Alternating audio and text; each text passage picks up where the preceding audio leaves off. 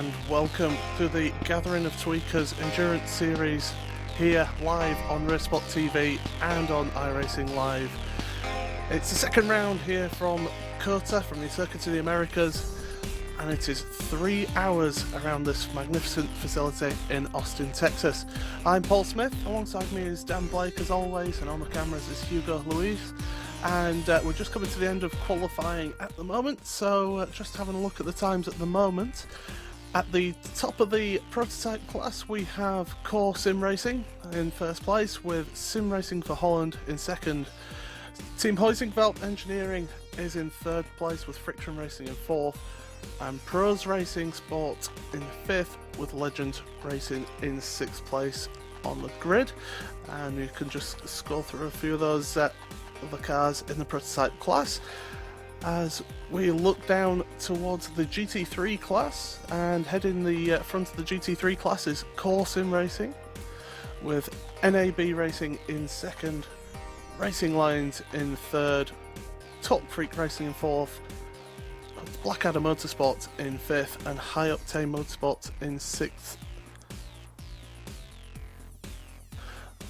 Then on your GTC class, you have Baguette Racing in pole position, with Spirit of Le Mans in second place, Orange Devils in third, with Talk Freak Racing in fourth, Core Sim Racing in fifth, and SRM Motorsports in sixth place in the GTC class. So as we get ready for the start of this race, I'll bring my colleague Dan Blake in. And Dan, 3 hours of COTA, it's a tough track, and certainly going to provide some intriguing racing. Exactly, Paul. Welcome to all the viewers. Hello, Paul. Hello, Hugo. And I think definitely we saw at Sebring how close the racing can be. I think COTA a completely different circuit to Sebring, so be interesting to see what happens. As far as qualifying goes, though, in GT3, the winners from the Sebring round, Core Sim Racing, have pole position, and also Baguette Racing from GTC. They're carrying on where they left off at Sebring, but in the prototype class, a little bit different there. Core Sim Racing actually finished fifth in Sebring, and the car which finished in second place in Sebring, the blue flag car 166, is actually all the way down in 13th place. So it'll be interesting to see how those cars go through the field.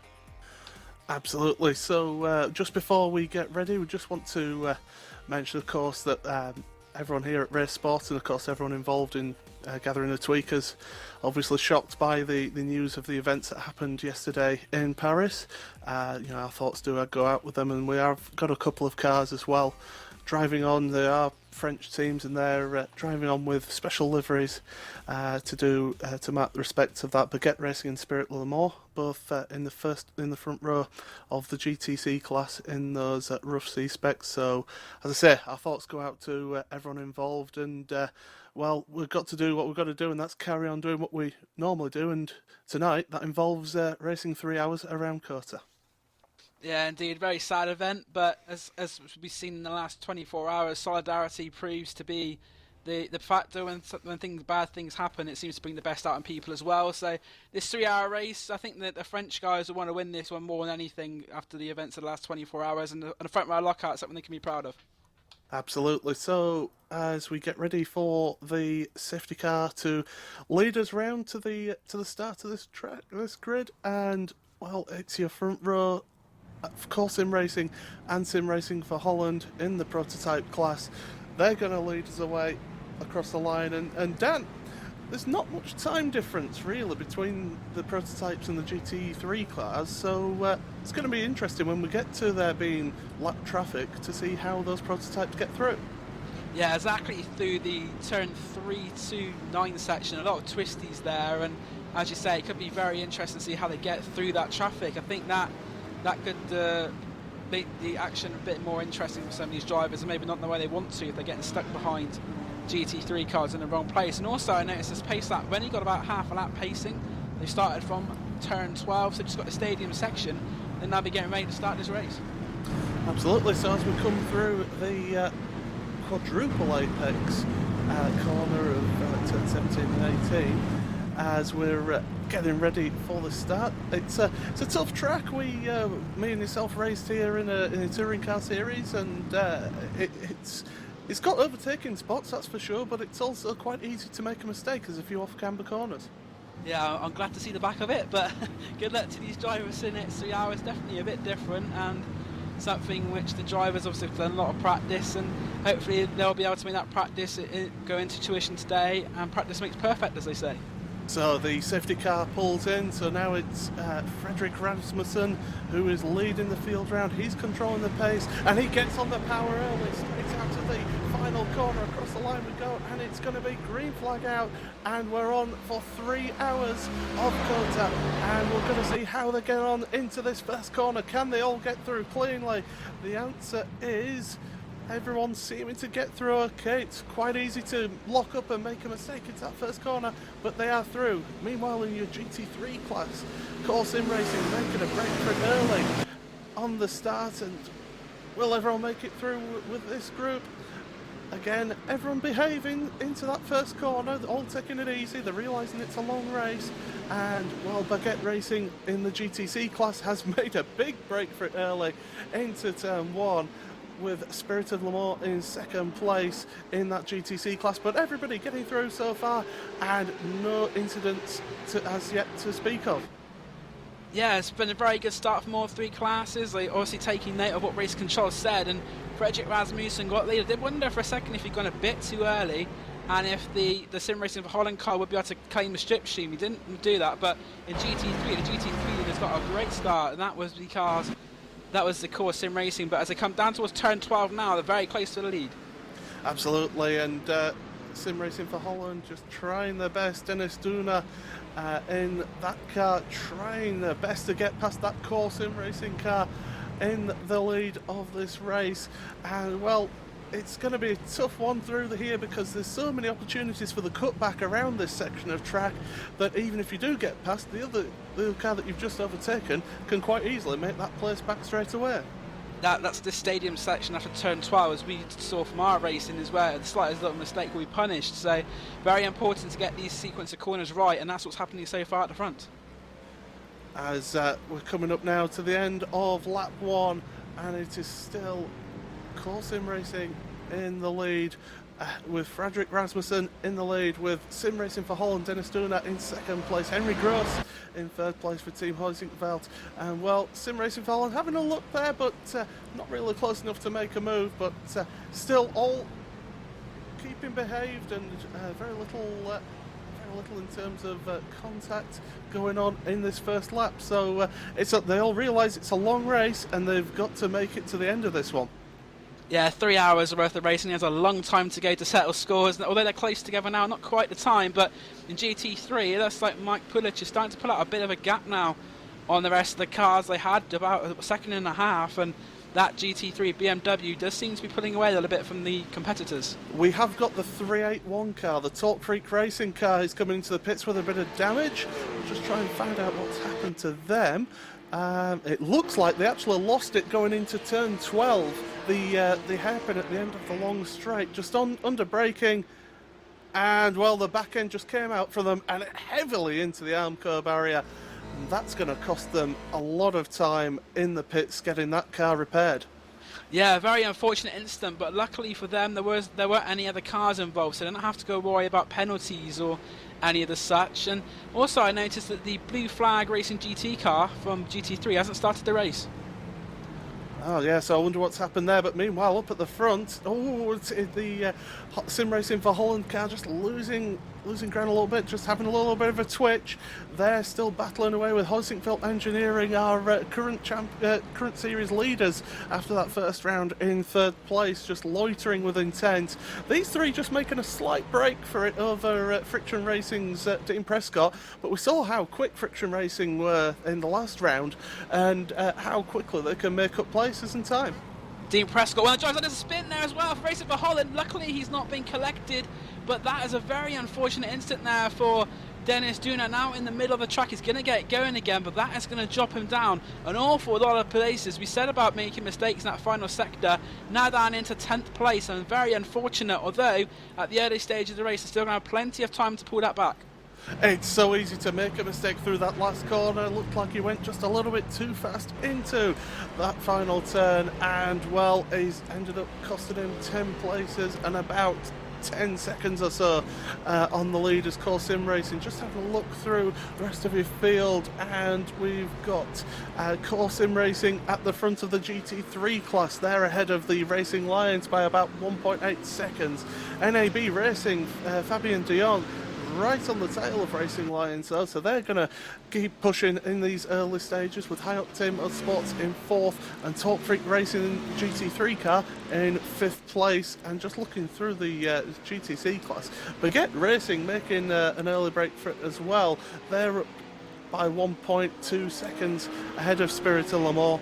Both teams wanted to win in this race, with Orange Devils in 3rd place, Core Sim Racing with their GTC car in 4th, and SRN Motorsports in 5th place in the GTC battle. So there's battles earlier on going all the way through this field, but at the front, Huizinga just about a second behind the race leader, and we've seen how the strategy can play out. Of course, with it being a 3-hour race, it's going to be interesting to see how often teams are going to have to pit, and to see if people can maybe stretch their fuel stints to make it count towards the end.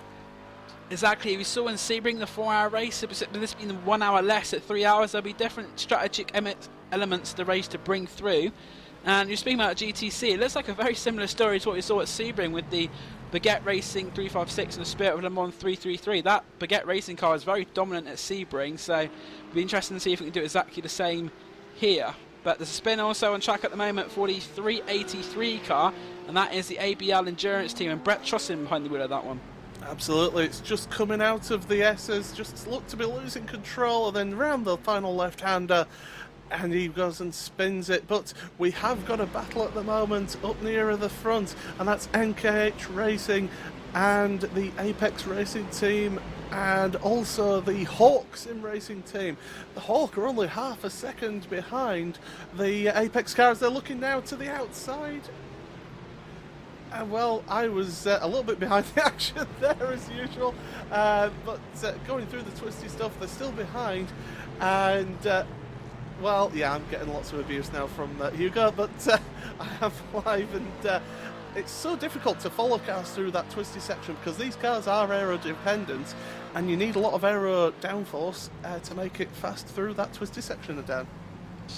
So that means that the cars, well, some of them have a little bit of a struggle. They'll be different each lap already, because obviously that dirty air effect will make the sequence of corners very different lap on lap. Christian Bug, though, we said for the Hawk car, they actually finished 3rd at Sebring, so down 8th place, a bit lower than they'd expect to be, but a lot of time left for them to go. And then not far behind them, you got the Francisco Gonzalez and the recovering Dennis Duna riding at the top 10. So yeah, so this battle is going to be raging on for a little bit longer as we go on. We've got about a second between these 4 cars, maybe 2 seconds between these 4 cars. So I'm just going to focus on this at the moment, because this is a battle, of course, for that 7th place that Apex Racing team hold at the moment in the 132 car. And well, it's quite difficult to follow cars around here, as we've said, but there are the long straights, the start finish straights, and also that straight between turn 11 and turn 12 that can give you real slipstream and opportunities to make a move down the inside into a hard braking area. I think we're going to see that in a minute. Sim Racing for Holland now right on the back of the FRT Hawkers car. Dennis Duna currently in 10th place. There's a massive train of cars, they 4 of them. I don't think there is going to be a move made, in fact, by any of these 4 cars, so they're just in line to stone at the moment. Christian Buck, though, has gone a little bit wide out turn 1, and Francisco Gonzalez will try and pull alongside, not quite able to pull alongside, and he pulls back in behind as he goes in towards turn 3. So yeah, so Christian Bug just going through now this SS section. It's such a challenging section. You're in each corner just getting gradually tighter as you make it around. But all this battling between Hawk, FRT Hawk and Sim Racing for Holland means that Apex Racing can just slowly get away from this gaggle of cars, and they're trying to make a break for it, but that Hawk Sim Racing car still managing to keep within a half a second, and if they can get a good tour down this back straight now, as we're looking down the inside, is the Sim Racing for Holland, but just not quite close enough to make that move stick. No, and he's also lost a little bit on the exit as well, where he went down the inside, got on the power later, And that's going to allow FRT Hawkers a little bit of breathing space, which I'll be very thankful of, because that 10th place car from Sim Racing for Holland, after that earlier mistake, is looking rather feisty and trying to fight back up the field. Late on the brakes there for the Hawkers car, and then it goes into the back of the car in front of it, which was the Hawk Sim Racing car, but no contact made, and these 4 cars line astern, complete lap number 5 soon. Absolutely, and it's as much as you want to try and make places up at the start, you can also lose a lot of time as well as they go through. And if you lose opportunities earlier on, you just have to be patient and try and make those places up later. Maybe when if you look after your tyres and have better tyres towards the end of your stint. Tyre conservation is something that's important, and I think it's one of those extra factors into the race. But just looking at the battle for second place in GT3 between Frank van Broodrijk for the Racing Lions and Fabian de Jong for the NMB Racing car, they've actually managed to halt the progress of Mike Pulich, who was quite a bit way in front earlier. He had over a second, and that gap slowly coming down, it looks like there, but they're not letting him pull away the second and third place cars in GT3. But the top 3 start to make a bit of a break in that class. Yeah, absolutely. There's about 4 seconds between Fabian de Jong in that NAB Racing and High Octane, as we have a car coming into the pits. That's the NK. Was that the NKH car coming into the pits? It was. Now, why on earth have they cut a corner and had to serve a penalty? Can't see any reason why they'd have to pit at the moment. A very strange pit stop.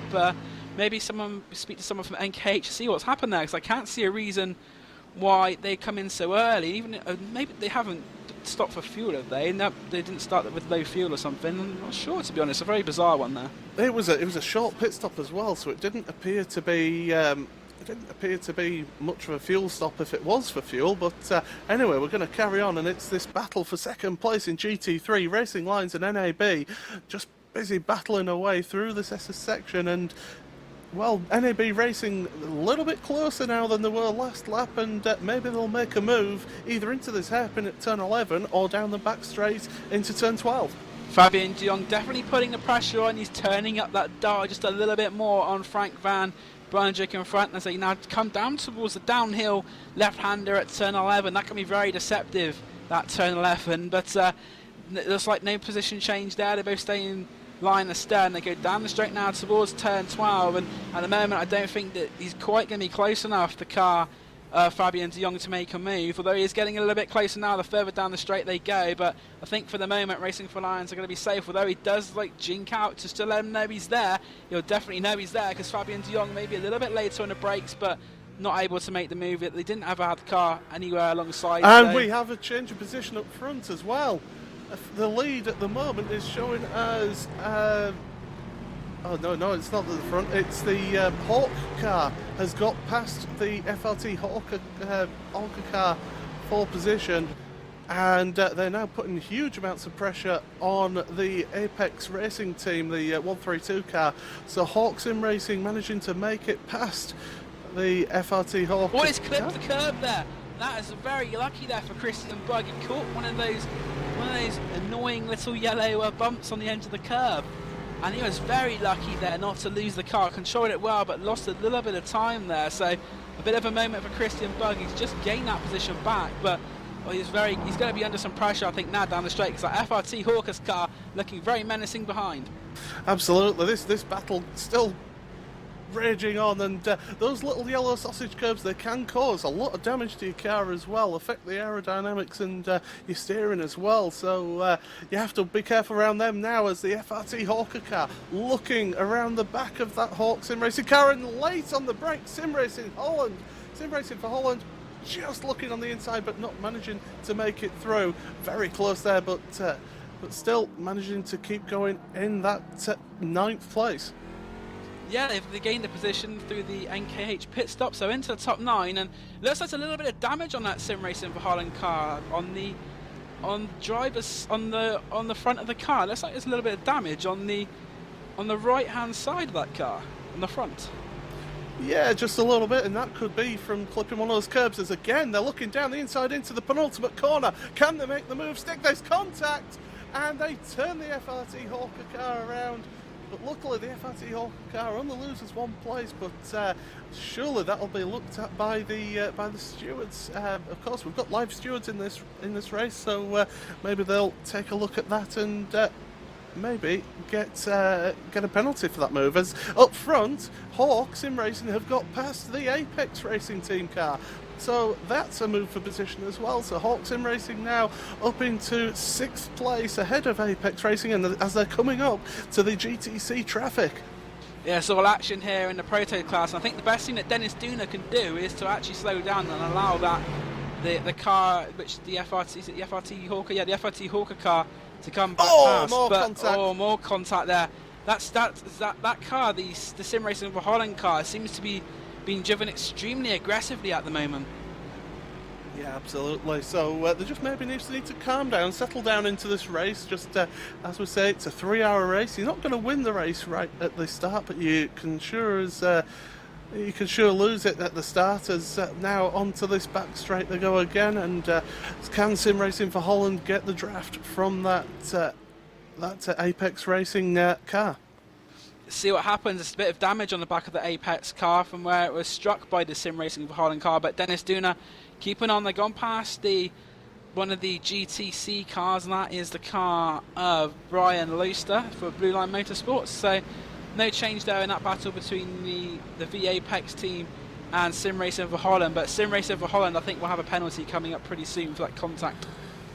Well, we'll have to wait and see on that. We'll keep an eye on the stewards' notice board just to find out what happens there. Of course, we have got live timing in this race. If you go to timing.RaceSpot.TV, you can follow your favourite drivers again. Sim Racing for Holland going down into that side by side for second place, Huskenwald and the car from Friction Racing, Dean Prescott. They were nearly bashing doors, but Dean Prescott's going to take second place from Huskenwald. Looks like, although Huskenwald very wide on the AstroTurf on the outside there, but he's going to be a little bit held up. Oh, that's very close. The 383 car there getting involved in the thick of it. That was the car of Brett Trusing for ABL, but at the moment Dean Prescott is backing up his good performance at Sebring with another one here at the moment. That's a very good move on Huskenwald there, but Dean Prescott now up to second place of Friction Racing. So yeah, so now can that Friction Racing car of Dean Prescott now start catching up to the core Sim Racing car of Frederick Rasmussen? That's going to be a tough challenge because core Sim Racing have been very strong so far. Of course, the qualified pole for this race, but as we know, Dean is quite a fast driver over the whole of the stint, so it'll be interesting to see how they get on there. I'm just looking through the field as well. We've still got that battle going on for second place in the GT3 class as well. They're still battling away at Racing Lines and NAB, and in fact they've actually caught up slightly to Mike Paluch of the core Sim Racing GT3 leading car. So that battle is slowly coming towards the second and third place cars, so that's going to be an interesting battle as we go along. As we just got the 140 car, the FRT Hawkers car, they're in a real gaggle in the prototypes now with Avid Chronic Racing, 49 Motorsports and NKH, who had that pit stop. They're all battling away as well. That's over 12th place, and FRT Hawkers just dropping back. They've lost a few places actually of FRT Hawkers after that little collision with Sim Racing for Holland. Yeah, they got quite a bit of damage to the front of that car as well, so the FRT Hawkers car struggling at the moment. But speaking of Racing for Holland, they have actually now gone past V Apex Racing, so Sim Racing for Holland up to P7 for the moment. Yeah, absolutely. Well, as we're going into that final corner again with Sim Racing for Holland, they're right up behind that Hawk Sim Racing car, so they're trying to move up positions, and well, it's now down into the first corner, and well, are they close enough? No, not quite yet. Now, also in the GTC class, it's the French team 1-2. We got Baguette Racing leading from Spirit of Le Mans, and in third place is the 387 Orange Devils car, and in fourth is 364 from SRM Motorsports number 2. And we've had contact, the FRT Hawkers International team, the 140 car. They have had a little bit more contact, as if their car didn't have enough damage on it. And he's going to spin it, I think. Yeah, he's going to go round, and luckily no one hits him there, but that FRT Hawkers car really seems to be struggling at the moment. Yeah, it was contact with the Avid Chronic racing car into that final corner, and well, they're just losing more positions. That FRT Hawks International car and the 140 car. Yeah, it's a very big shame there, because the start of their problems wasn't really their own doing. It was the collision with the car for the 151 sim racing for Holland, which sent them downward spiralling. Well, that was actually with the other FRT Hawker car, because it's confusing enough with one car. There's two of them. My mistake.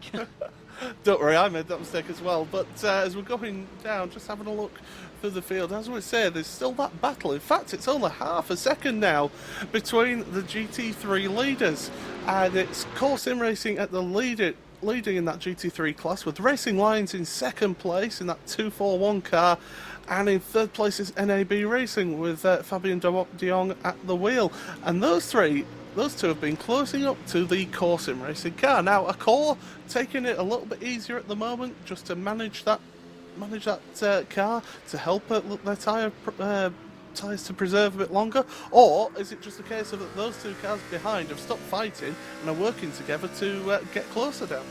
Yeah, the Core Sim Racing car got a good start and pulled away a couple of seconds towards the start of the race, but now the two cars behind are working together to pull it in, and we've got a 3-car battle, and it'd be interesting to see what happens with this later on in the race. Of course, we've got Van Brugge and Fabien de Jong in the two respective cars behind, and it looks like they're all driving pretty respectfully at the moment. There's no one making any sort of lunge at the moment, but I think as the stint goes on, we might see a bit of a change there.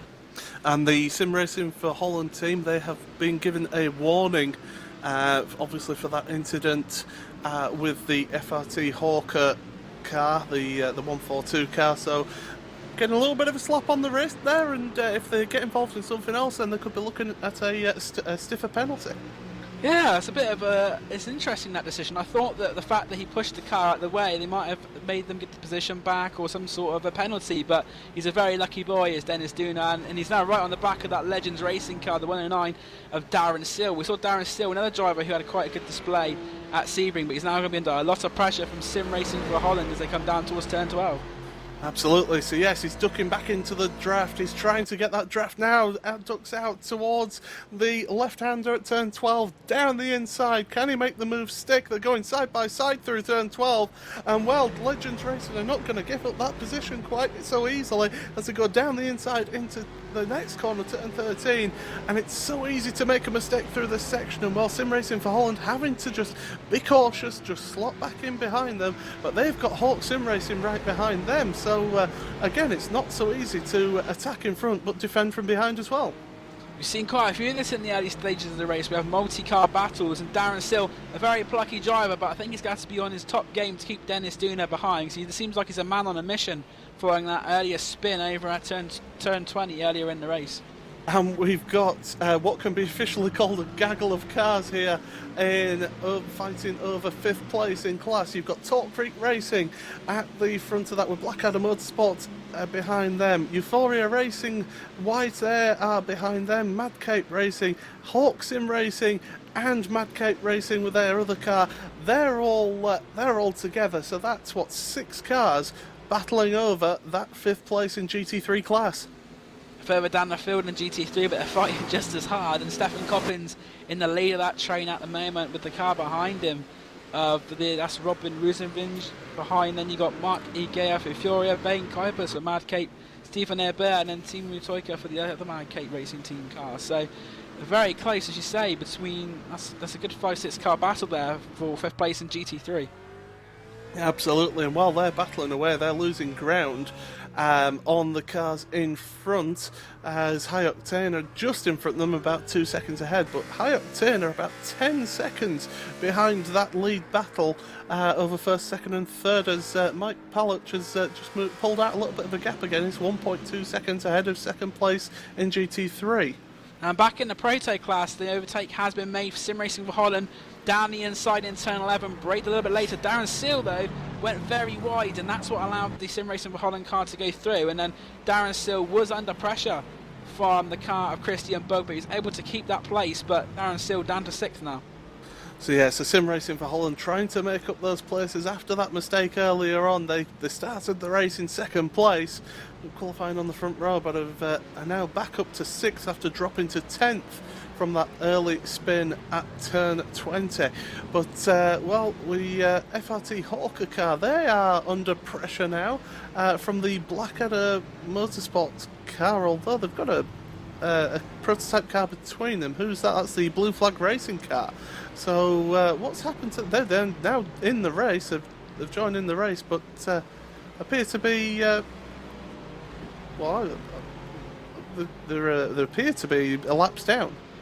That's the blue flag GT. Blue flag Proto started the race. Ah, yes. That's two different cars, and a position lost there for them because the FRT Hawker car's gone past. So Francisco Gonzalez now go up to 9th position, and in 10th place is the blue flag Proto car. And not far behind him as well, you've got Brandon Gariska for Blackadder Motorsports. I think by the end of this race we'll get something right, Dan, as we go into turn 1 for those cars, and well, FRT Hawker just able to pull away in that 142 car, as we've got a spin as well for the Hawk Sim Racing car. Where was that? That was through the S's, just losing control, hitting one of those sausage curbs, and we mentioned about how they can damage the car. Well, they can also unsettle the car and make you spin.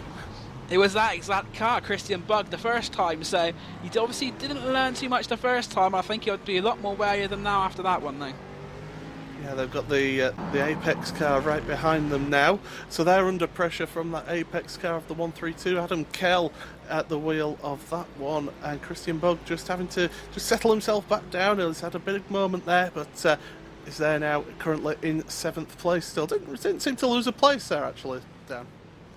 Yeah, very lucky there if he didn't lose a position, but as we said, the front cars were starting to put away a little bit, but as we say, the lead, Fredrik Rasmussen, has 3.1 seconds over the Friction Racing car, and we're coming up now towards the half-hour mark in the race, so 1/6 distance approaching pretty shortly, with about 2 laps away, I'd say, from that point though now, as they come across the line with 26 minutes on the clock. So on lap number 14 now, and they're going past the GT3 cars now.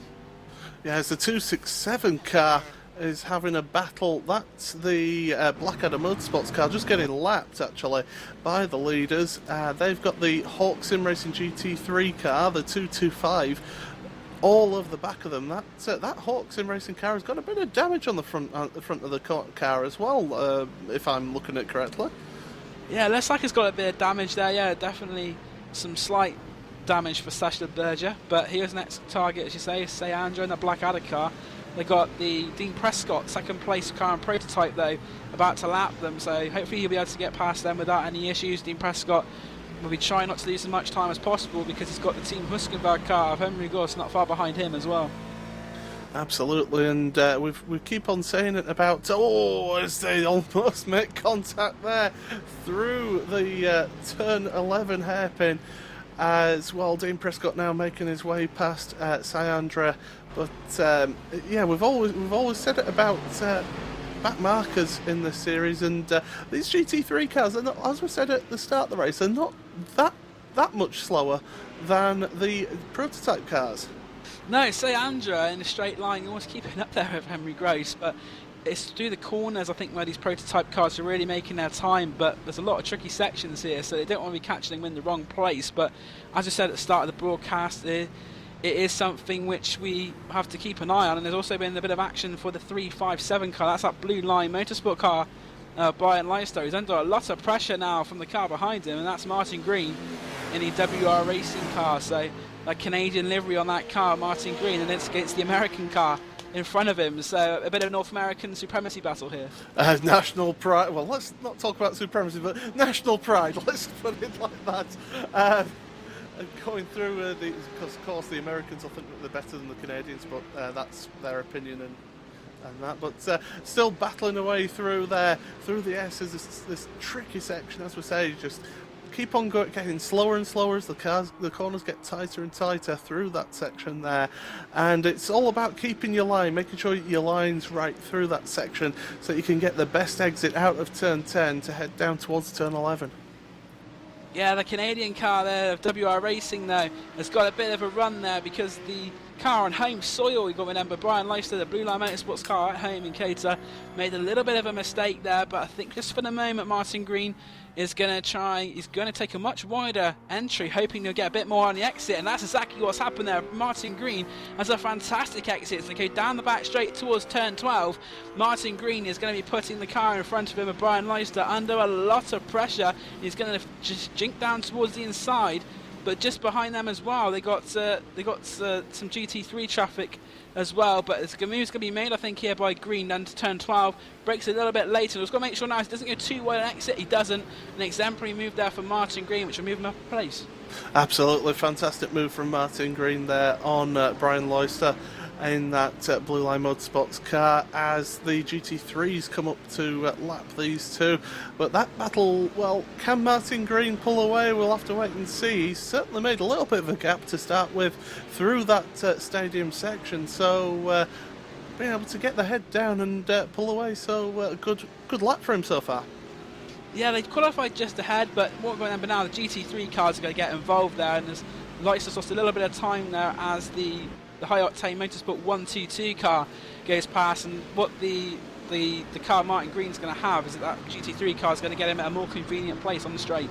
Absolutely. So Martin Green then taking that place from Brian Leister. That, of course, is over, 7th and 8th in class for GTC.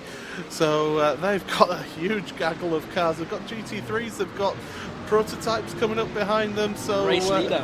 Yeah, the race leader coming through to lap them. It's a real pack of cars, is that everybody's trying to make their way through. So they've just got to hope that nobody makes contact with them as around the go through the S's.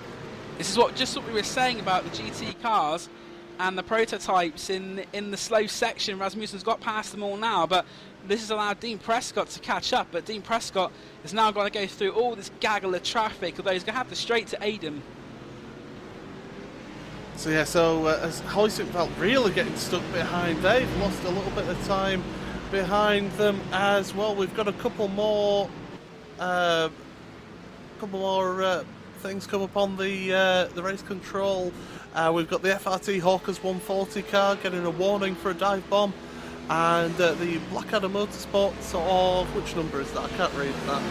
It's the 166 car. They've got no further action, just a racing incident, just with a little bit of rear end contact. So few things keeping the race organisers busy, as that Heusinkveld car of Henry Gross really struggling to make it past all of these back markers. Yeah, Heusinkveld car caught them at the wrong point. Dean Prescott has actually now got through the majority of them, but Heusinkveld are now stuck behind the Blackadder Motorsport 269 car. He's not going to make a lunge though, which is important because you don't really want to do anything which is going to cost you potentially damage, but the car behind of Jason Marshall for Pros Racing, that's going to catch the Heusinkveld car very quickly, and now Heusinkveld can sense a bit more urgency now, and then Pros Racing have caught them up massively here, and the Pros Racing car is only one between the third and fourth place car. Now Grosinger could try down the inside of turn 20, he's going to make that one stick, but that has brought the third and fourth place battle right together now. Martin Green just catching Henry Gross out there, going around the outside of that turn 17 and 18 corner, as he had to get on the brakes, did Henry Gross mid-corner, and that's what's brought this battle together now. So it's Henry Gross in third place overall, with Jason Marshall in the Pros Racing Sport car in fourth place. I could hear some contact a little bit further back, but haven't noticed. Oh yeah, we've got the spinner. That's the 222 car. That's Mark Ege in the Euphoria Racing white car. What happened there at turn 1? Just gonna have a look now, and it looks like he's dusted himself on the exit. He's just he hit the curb mid corner, and it's just on the exit. That's gonna be some heavy damage to the front end of that BMW as well for Euphoria Racing. But it looks like that clip on the curb might have unsettled the car, and then when he went to put the power on, it bit him. Yeah, and it's so easy to do at that first corner. It's very difficult to see these apexes actually on this track, because it's such a wide track and you're taking such a wide entry into these corners that if you're somebody with Waybe 1 monitor, you're going to struggle to see those apexes. As Torque Freak Racing in the 281, they have got Blackadder Motorsports and Mad Cape Racing and yeah, those three battling for position in the GT3 class. Talk Freak Racing, Blackadder and Mad Cape just like that. So even though we're now past the half-hour mark, we've got some very close racing going on. 2.5 hours left to go, and they're very wide there from Talk Freak Racing. It's not going to quite allow the Blackadder car to go through, but that's a very good battle going on GT3. Now we've got the pit stops will be coming up soon. The last race we saw that the GT3s could go about an hour between stops, with the prototypes just stopping about 10 minutes before them. So, with this being a shorter race, but is it a longer track here? It's going to be interesting to see how the pit stops come around. As Scott McGarvey, just while we're talking about that, is in 4th place in GTC class. He's got DRS behind with Aniti Salminen. Very good. Twitching through turn 10 there as they go down towards turn 11. So well held though by that DRS racing car. Yeah, the back end of that car switching like a rabbit's nose for Antti Salminen, but just about managed to hold on to it, and he's not lost much time at all. But speaking of time lost, that Huskenberg car lost 5 seconds on that lap to Pros Racing Sport we saw a couple laps ago, so they lost a lot of time there in the traffic. But this battle between Salminen and Scott McGarvey looks like there's not going to be a change as they go down into turn 12. But yeah, just going back to the point about the pit stops, will we see the same sort of times of pit stops with the GT3s going about an hour, or with it being it's a 3.5, just under 3.5 mile track, or 5.5 kilometre track if you're anywhere else in the world rather than the UK or America? Will we see them pitting around the same time, and in that case will it be just 2 stops for the GT3s, or will it still be sort of similar in terms of distance for the pit stops? That's something that's going to be good to see, because obviously with it being a 3-hour race, it means that they may have to do some fuel conserving at some point in order to make sure they're definitely safe. If they can do an hour, then obviously you don't want to be in a position where you could run out right at the end of the race, which would be unfortunate for these GT3 leaders. All still pretty close together, the top 3, and they're about to be lapped by our race leader Fredrik Rasmussen, but in the GT3 it's almost as if they're quite happy to stay in position for now.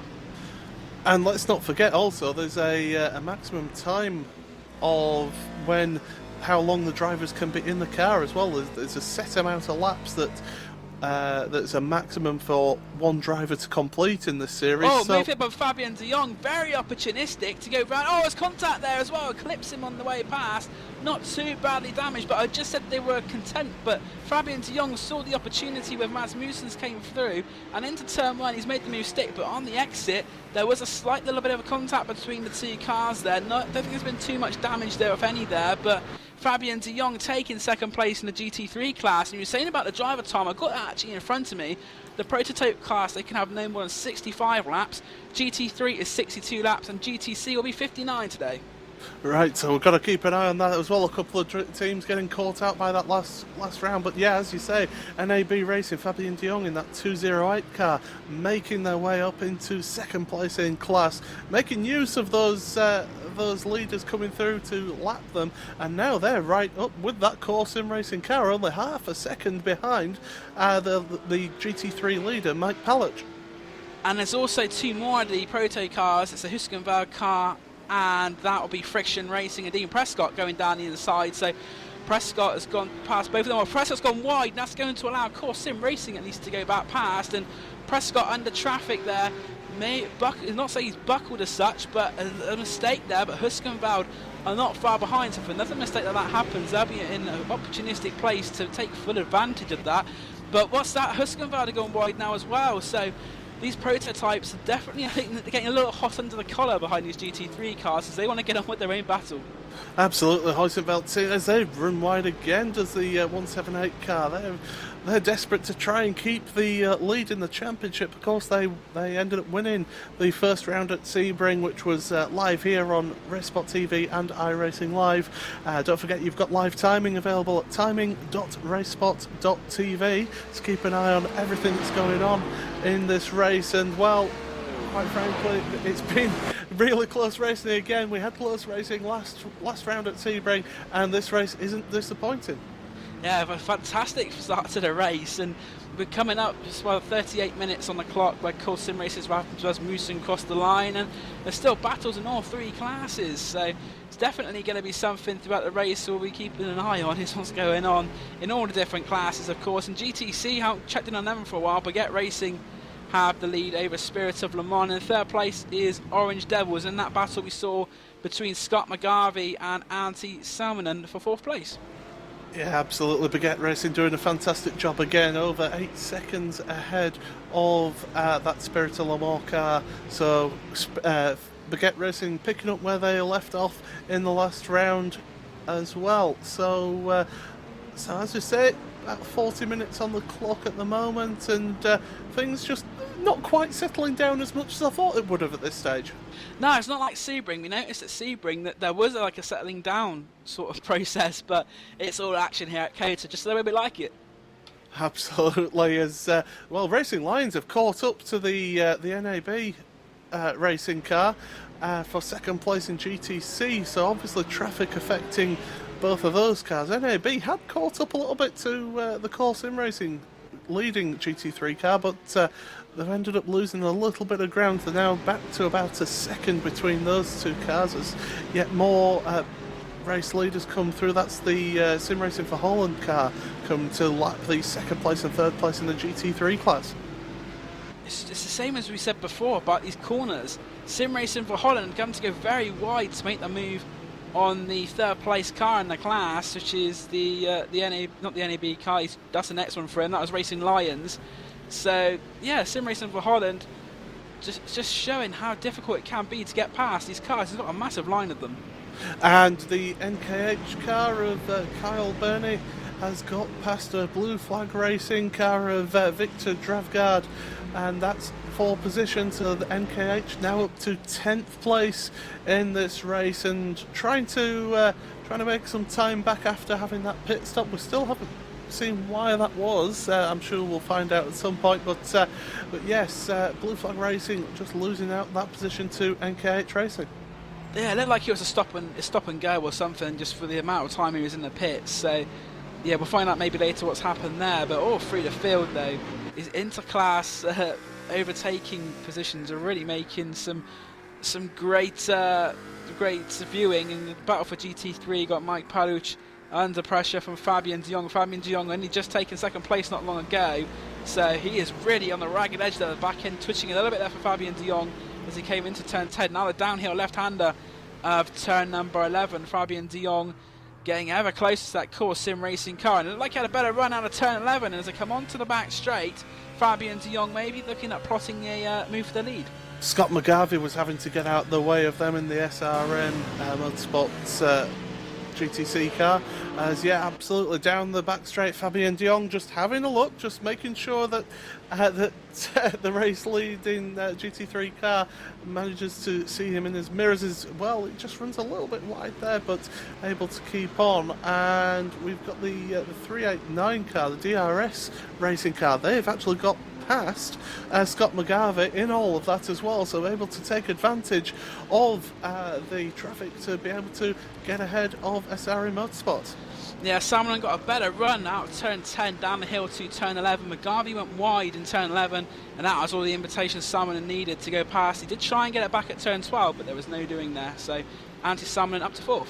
And Mad Cape Racing Team, the 272 cars, made it past the 223 Hawk Sim Racing GT3 car. So that's for position in class as well. So these GT3 cars it's all happening at once as NKH come to lap those cars now. But at the front of GT3, it's still Core Sim Racing in the lead of that GT3 class, with NAB Racing in second. Core just getting a little bit out of shape under brakes into turn 1, and Racing Lions are not too far behind them as well, looking to take advantage of any errors. Yeah, these cars have been racing like this for the last 30-35 minutes. Some great racing at the front of GT3 between Core Sim Racing, NAB Racing and Racing Lions. We saw that move by NAB Racing to take second place, and he's definitely looking to try and get past that car in front of him are Mike Pulich for Core Sim Racing, who've had the lead since the green flag. And it looks like we had the first of our pit stops, the 1-4-2 cars that going towards pit lane. Yeah, so we're about 43 minutes gone, 44 minutes gone, and well, that's the first of your leading group, the FRT Hawker car, 142, in the pits, and away they go. Francisco Gonzalez making it out of the pits in about 20.4 seconds, so it'll be interesting to see now how these pit stops pan out for those prototype cars as we go along.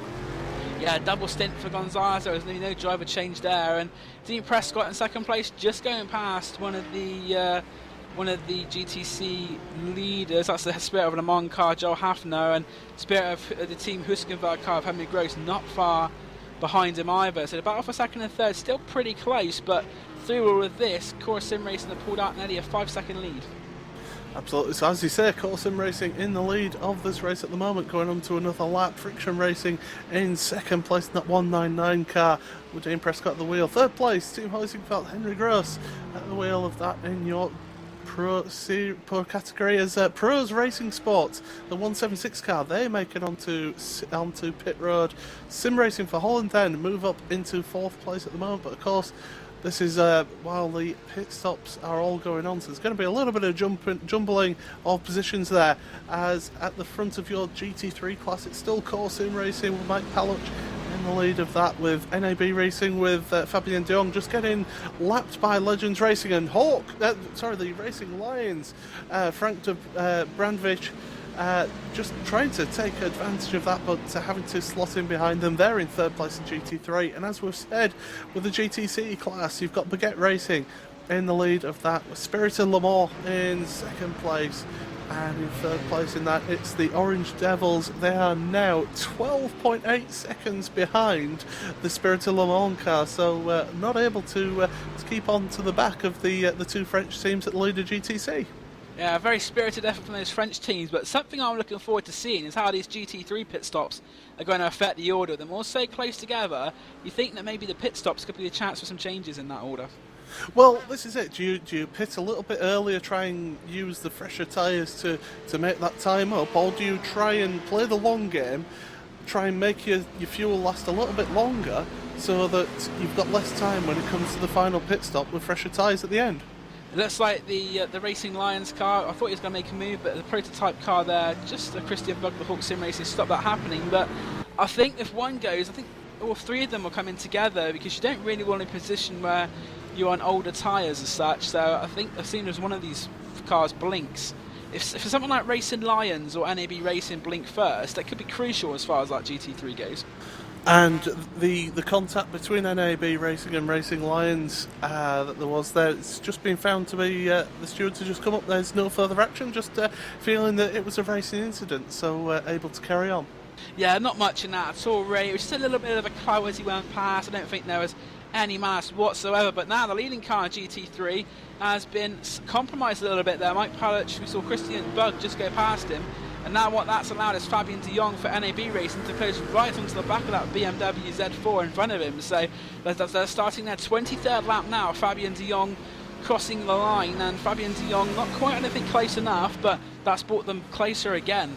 But we've seen that Fabien de Jong is late on the brakes. He's able to brake a little bit later than others, so will he make the move? No, he won't. Into turn one, the Core Sim Racing car just getting a little bit twitchy on the exit.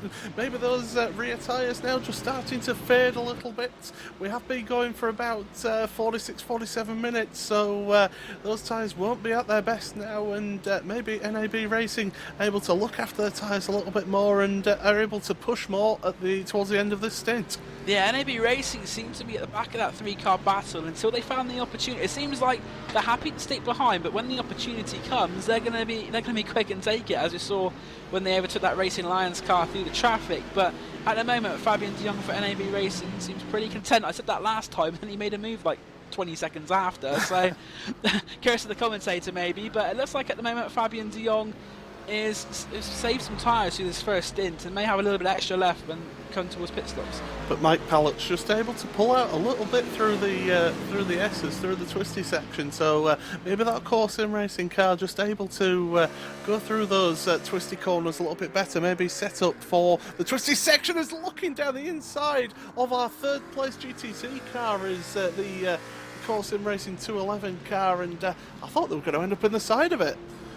Yeah, very close there, and that GTC car just wants to get out of the way. I think these three are really on a mission at the moment. But speaking about people on a mission, the gap between first and second overall now down to 2.7 seconds. So Dean Prescott has managed to find some time on Fredrik Rasmussen there. So Fredrik Rasmussen has lost a bit of time in one of the laps previous.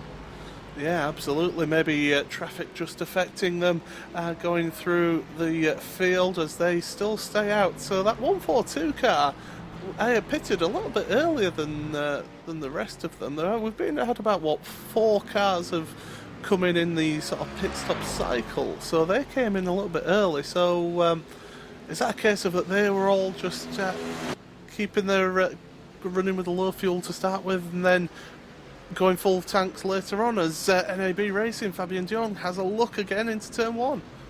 Fabien Dion always likes to look into turn 1. It's one of his favourite places, I think. But yeah, different fuel strategy may be there for that Hawker's car. And through the race, they're running about top 10. So what happens there, we'll see later on in the race. But this GT3 battle, I think, probably the closest on the track at the moment. And this 3-car battle doesn't seem to be stopping anytime soon. Absolutely, these three all evenly matched, and makes for fantastic racing. If these three can keep it up through the driver changes, because of course the driver changes, different drivers, different techniques, different styles, it could affect things as we go later on with battles that are this close.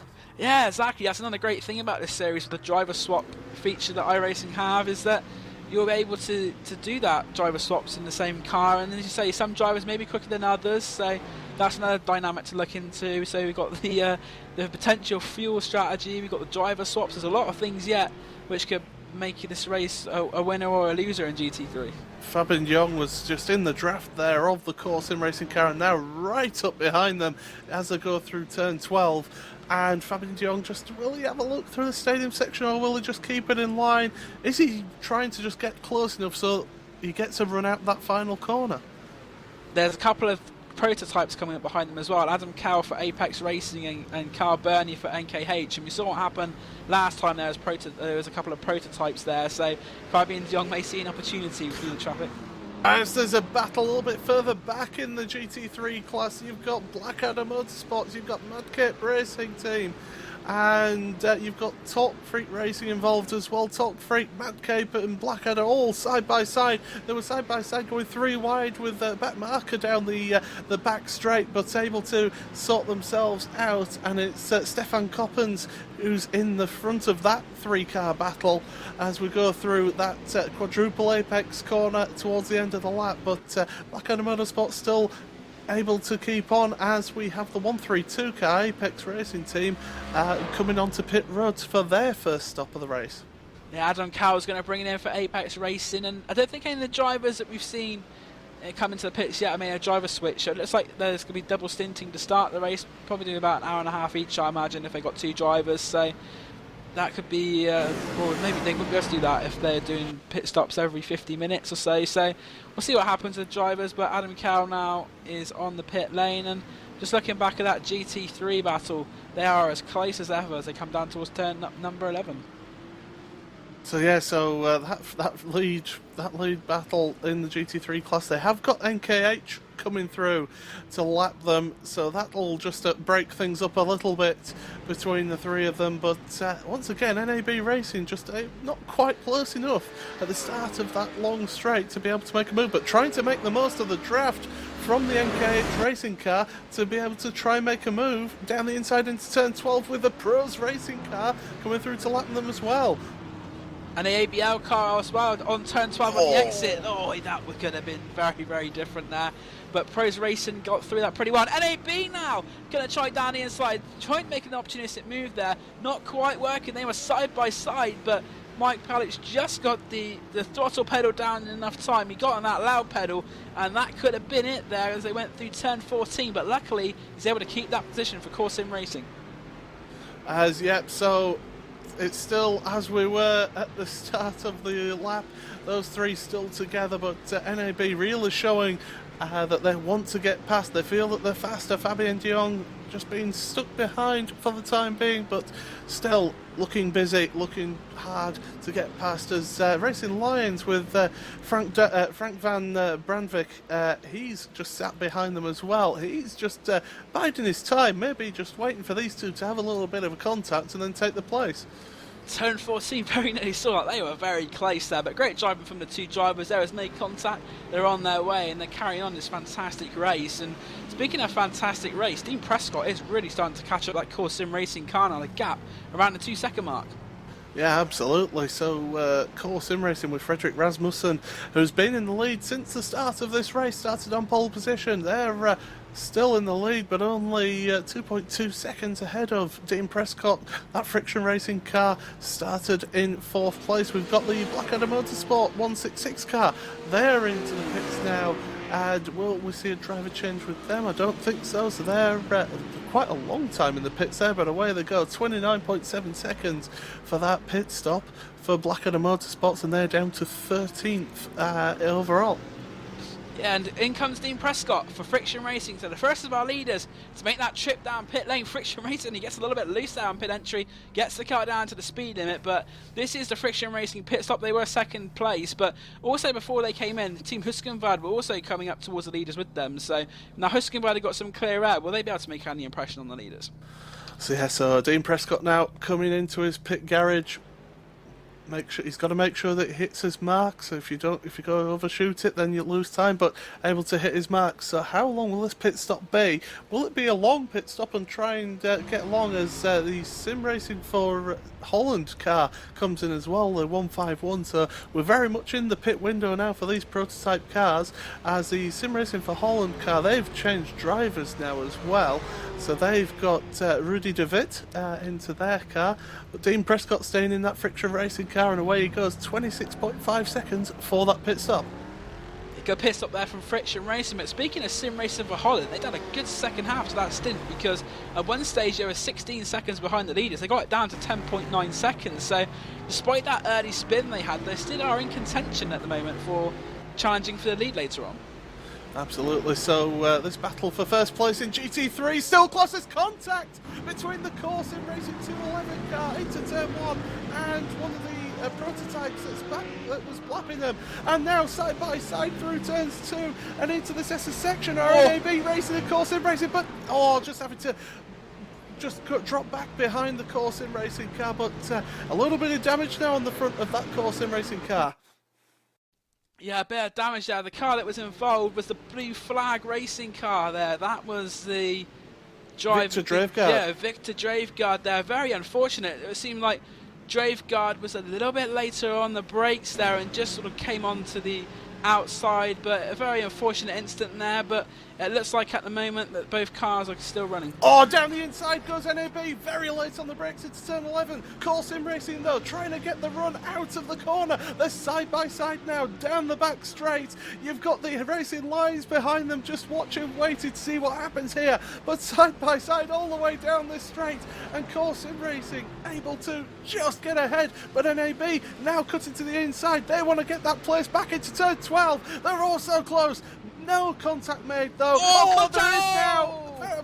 A Racing for Lions. Racing Lions involved as well. That's heavy damage now to that Core Sim Racing car, unfortunately. And we knew that it might come down to that, but I think that Core Sim Racing car, that's some heavy damage there, unfortunately, for them. They can't turn left here. They're going to spend a long time in the pits, and that's disaster for them. But I think the stewards will be having a long look at that. In fact, they can't even get back to the pits. They're having to get a tour. In the meantime, our race leader, the Core Sim Racing car, the 111 car, has been in for their pit stop and come out 23.7 seconds for their pit stop. So they're now second place behind Henry Gross, but still ahead of Dean Prescott. Prescott and able to pull out about 2 seconds in that pit stop as well.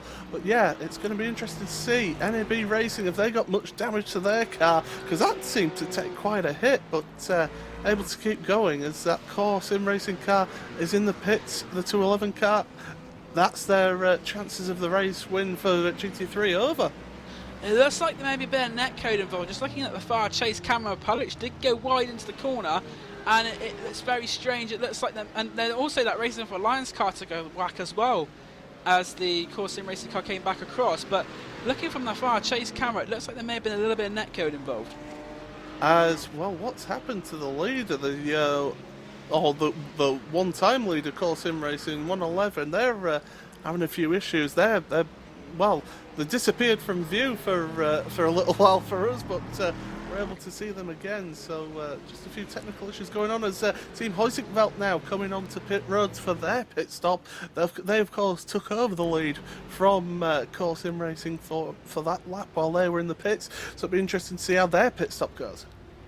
Yeah, Core Sim Racing in currently, we see them, they were leading, but Huizinga into pits now. Henry Gross and Friction Racing are still circulating there in that top 3 battle. Although on the grass, as he goes past the GTC car there, Martin Green, but Huizinga will be coming out the pits pretty shortly, you've got to imagine, because Friction Racing now coming down the start-finish straight, just coming out the last corner now is Dean Prescott. So if he wants to keep position over the Huizinga car, Huizinga now released from the pits. It's going to be very close between the two of them, but I think Dean Prescott might just about be able to keep hold of it, but we'll see very shortly if that is the case. And in fact, no, he hasn't. Huizinga, they're going to go very wide though on the exit, and Dean Prescott's going to have a chance, but Henry Gross has jumped ahead of Dean Prescott through the pit stop. So Team Huizinga, they won the first round and are currently now second at the moment in the second round of the series. Yeah, their pit stop was about 3.8 seconds faster than Dean Prescott's team, the Friction Racing car, but they are right behind them now. We've still got the, in fact, we've got the leading GT3 car now coming onto pit road. We've hit the hour mark in this race, and NAB Racing are into the pits. Racing Lions are carrying on in their class, but it's going to be interesting to see whether that damage will affect the NAB Racing car in this pit stop. Maybe just take a little bit longer to fix that. A little bit of damage on that far right hand side for the NAB Racing team, but if it's not affecting them too badly, you've got to think they're going to try and keep the pit stop as low as possible. I don't think Racing Lions picked up any damage though. They did have a little bit of a contact with the Core Sim Racing, the Core Sim Racing car, that's the one I'm looking for, the Core Sim Racing car, as they went 3 wide there, and Frank Van Bridget seems to have escaped pretty much scot-free there at the moment. The leading GTC car, the Baguette Racing, have just been in for their pit stop, so they've made their first pit stop. So that means that Spirit of Le Mans at the moment in the 333 car, they are in the lead of GTC class, as the Orange Devils are on pit road at the moment as well in the 387 car. They're just pulling away now, so they're getting away from their first pit stop. NAB Racing, they've just been into the pits as well, Fabien de Jong staying at the wheel. And well, it's all happening now as Hawk Sim Racing side by side with the Legends Racing car. That's Darren Seal in that Legends Racing car, and Christian Bug still at the wheel of that Hawk Sim Racing car, side by side, but now just settling down behind the Legends Racing car through that stadium section. Yeah, another close battle in the prototype class is between Legends Racing and Hawk Sim Racing. As you say, Darren Seal under pressure from Christian Bug. Christian Bug's had quite an eventful start to the race. We've seen him make friends with those yellow curbs, the sausage curbs, a couple of times so far, and up into 8th, currently in 8th place. And that the Baguette Racing pit stop, there was a driver change. Avon Maliard had been replaced by the 356 even Baguette Racing. It was Avon Maliard being replaced by Yassine Beber. Okay, so as we are still in the pit stop phase, we're just going to hang around because there's still quite a few of these cars who still haven't pitted in the GT3 class. Pretty much all of the prototype cars have switched up, has pitted, apart from the 191, the NK8 Racing, which of course had that very, very early pit stop of just 6 seconds. What is it you're going on again? I was quickly looking at something else, sorry about that. No, the NK8 car, they still haven't pitted. And now, was it a case that they did take on a little bit more fuel in the pits very early on, which would have been a strange strategy, but they're currently 5th. Yeah, it's very strange that they've been able to go a little bit longer. If they did take a pit anything in the fuel, it would have been it's very, very small, because it didn't seem to be that much stopping distance. But speaking of stopping, the 333 Spirit of Le Mans car now in the pits. Absolutely, so Baguette Racing will take that place back as Spirit of Le Mans just pulling away out of their pit box, and well, they were slightly quicker in the pits as well, 36.4 compared to the 38.2 for Baguette Racing. But SRN Motorsport currently in second in class at the moment because they haven't pitted yet, so they'll be coming in soon, you would have thought. But as we say, there's still 7 GT3 cars still haven't pitted yet, so some of those GT3s going a little bit longer than others, and again, it could be strategy, it could be that they wanted that lighter car at the start to be able to challenge for places and then have to deal with it towards the end with the heavier fuel. Racing Lions ones who look like they started with quite a heavy fuel load. Frank Brown-Brudrick still running in the GT3s, and that Spirit of Le Mans car 333 that's also had a driver change. Jonathan Boutal now behind the wheel of the GTC machine. And you have to say, for that Racing Lions car, if they were competing, as they just come onto pit road now, does the Racing Lions GT3 car, so that's the 241 car coming onto pit road, but if they were able to have either look after their fuel a bit longer or just had that little bit of a heavier fuel load and were able to keep up with those two, the oh god, my mind's just got NAB Racing, that was it. If they were able to keep up with them and able to look after the fuel, then that puts them in a good position towards the end of this race. Especially with the potential damage we've seen for NAB Racing as well. If they've got a little bit of that damage, might cost them a little bit, although Racing Lions seem to have a little bit of damage on the rear as well, I noticed there. So I don't think any of our GT3 cars are unscathed. In fact, it looks like a bit more damage on the side as well, below the number board there. So it looks like our GT3 cars nearly been in a bit of a battle today. As Talk Freak Racing with Stefan Coppens now take the lead in GT3 while this pit stop's going on, with Blackadder Motorsports just behind them actually. That's a battle for position. They're still battling away as Racing Lions still in the pits. This is a long pit stop, but of course it is for the GT3s. The fuel just takes a little bit longer as he's revving the engine up as away he goes, so 50.7 second pit stop. NAB Racing just coming down the pit straight. So will those two come out together, and will we be carrying on this battle that we had before? No, because NAB have actually got quite a little bit of a gap there between them and the Racing Lions car who's just gone through turn 1. Fabian de Jong did seem rather quick in that first stint, so maybe the clean air which he's had is able to help him get that position over Racing Lions. So Fabian de Jong and NAB, when all the pit stops are made, I think it's quite fair to say that they will be the class leaders, with the Azari goes down the inside now over the Yassine Baguette Racing GTC leading car. So that's the car which leads GTC. So the class leaders, we've got the prototype leaders still, of course, Sim Racing. Racing Lions were in the lead, but they've now taken the pit stop. So Talk Freak Racing lead that class now. Stefan Coppens behind the wheel of that one. And in GTC, Baguette Racing with the Yassine Babert, and that's the car which she shares with Evian Maillard. And Marty Jeffries has just taken over the SRM Motorsports car from Scott McGarvey. So they've switched drivers at the first pit stop in the GTC class. So as you say, it is Baguette Racing in the lead of the GTC, with Spirit of Le Mans in second place, with the Orange Devils in third place. And we're just waiting for the last few of these pit stops to go through now, as the GT3 leader comes in, the Stefan Coppens in the 281 car. He's onto pit road now, so that releases Blackadder Motorsports Robin Rosenvinge.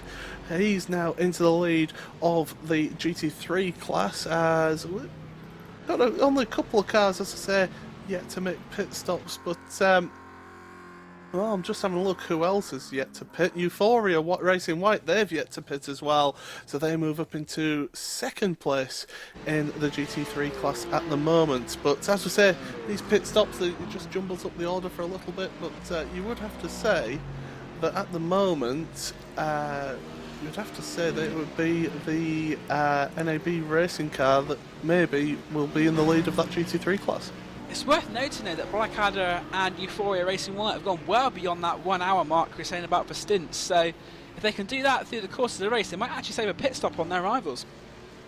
Absolutely, and for anyone wondering about the Core Sim Racing 211 car, they're still on pit road after that that major contact that went on. We've still not heard anything from race control about that incident before the lead of the GT3 class. They're still on pit road, so they're down in 35th position, currently 5 laps down at the moment, and still sat there waiting for whatever needs to be fixed to be fixed. But yeah, as you say, Blackadder Motorsport and Euphoria Racing White able to look after the fuel loads and the tyres to be able to go longer. So maybe they won't be fighting for the lead of the GT3 class, but they maybe give themselves a place or two in the overall standings. That'd be good. That'd be good strategy if they're able to gain positions like that. And something else that 211 car has got to be wary of is the fact that they've got to finish within 70% of the class leaders' laps to be classified in this race. So if Core Sim Racing can get out and get their laps in, they get some points, but they have to hope they can get within that 70% range.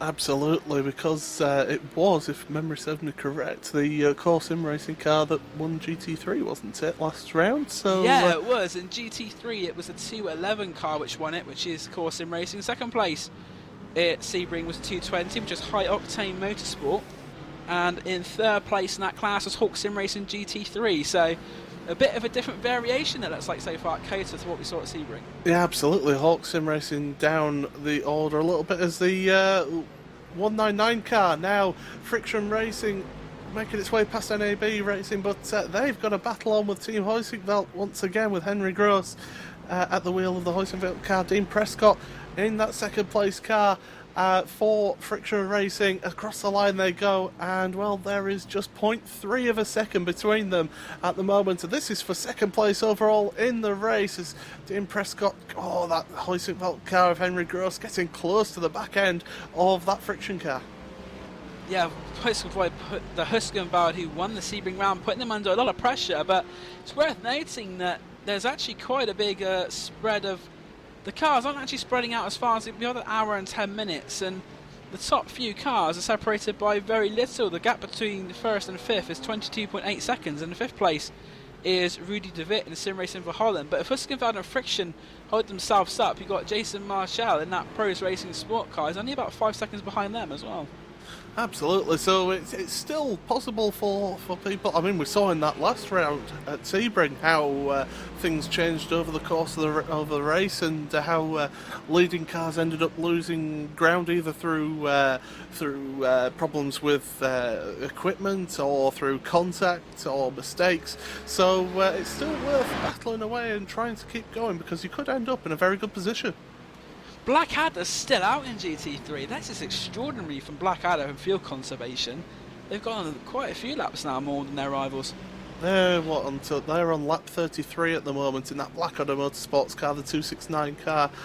Still going around. They're coming up to the penultimate corner. Are they going to come into the pits? Yes, they are. So the leading GT3 car now makes it onto the pits. That'll be, 3 laps that they've gone longer than, 4 laps longer than Fabien Dion?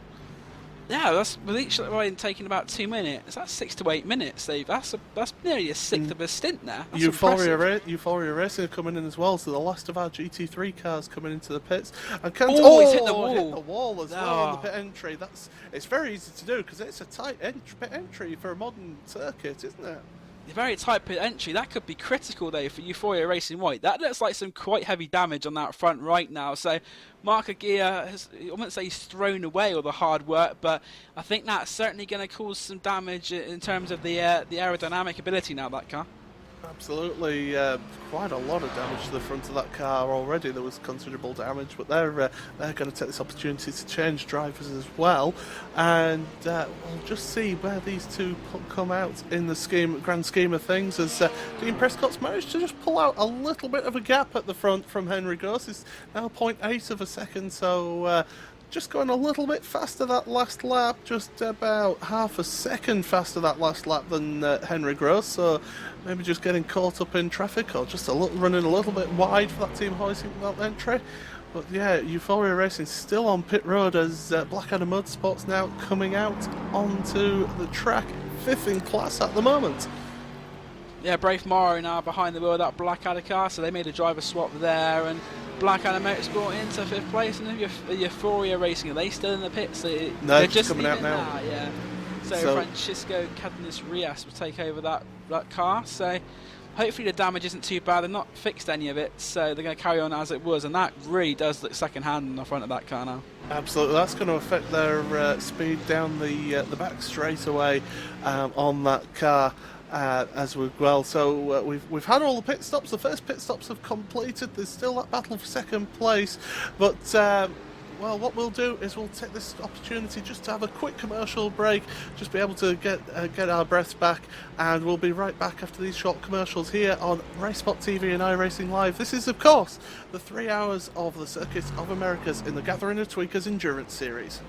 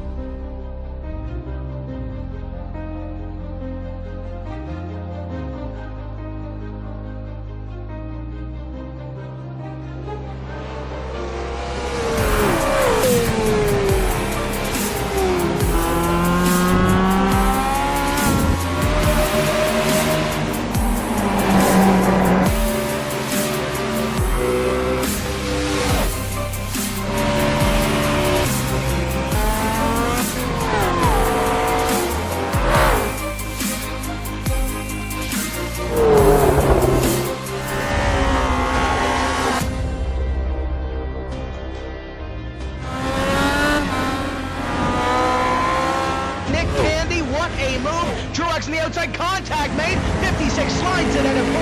Who's going to be into stripe? Dead even. Give it to Ryan Truex. Truex is your winner over Tandy.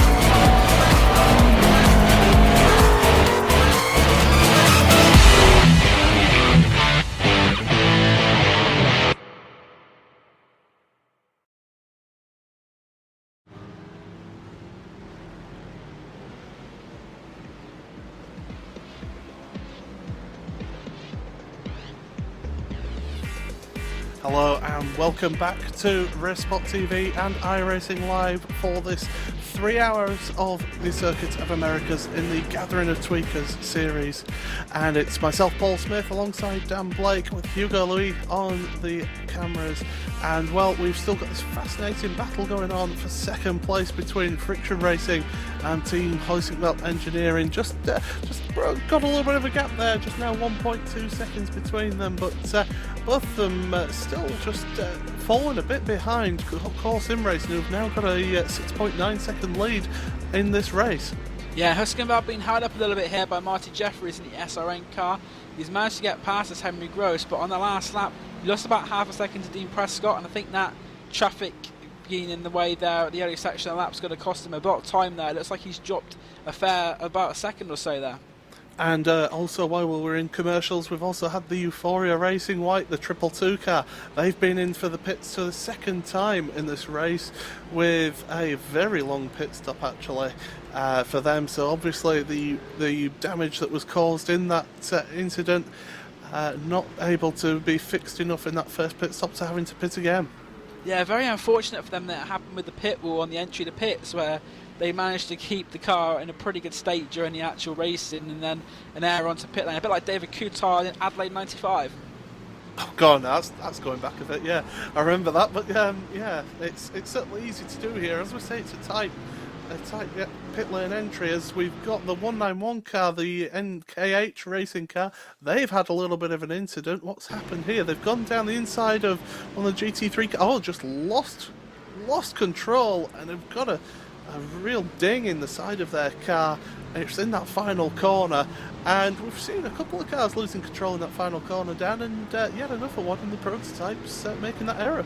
I think the V-Apex car may have been a little bit of a touch as well. That's got some damage on the front, unfortunately, but not the first one we've seen going off there. We saw Sim Racing for Holland currently in 5th place. That went off at the final corner, and it's like the final corner claiming a few victims, but I think the traffic played a little bit of a part there. Maybe braked a little bit later than he wanted to, and ended up slamming on, and then as a result sending the car around.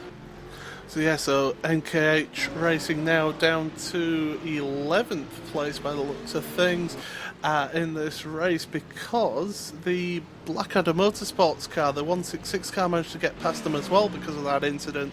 So yeah, so NKH down to 11th place overall. We'll just go through the top 3 of each category. So in the prototypes, you've got Core Sim Racing, the 111 car, still in the lead of this race. Now 5.5 seconds, so second place man Dean Prescott in the Friction Racing car has just caught up a little bit of time, and in fact, if anything, he's pulled out a little bit of time on the Team Hoisingveld Engineering car of Henry Gross in 3rd place overall.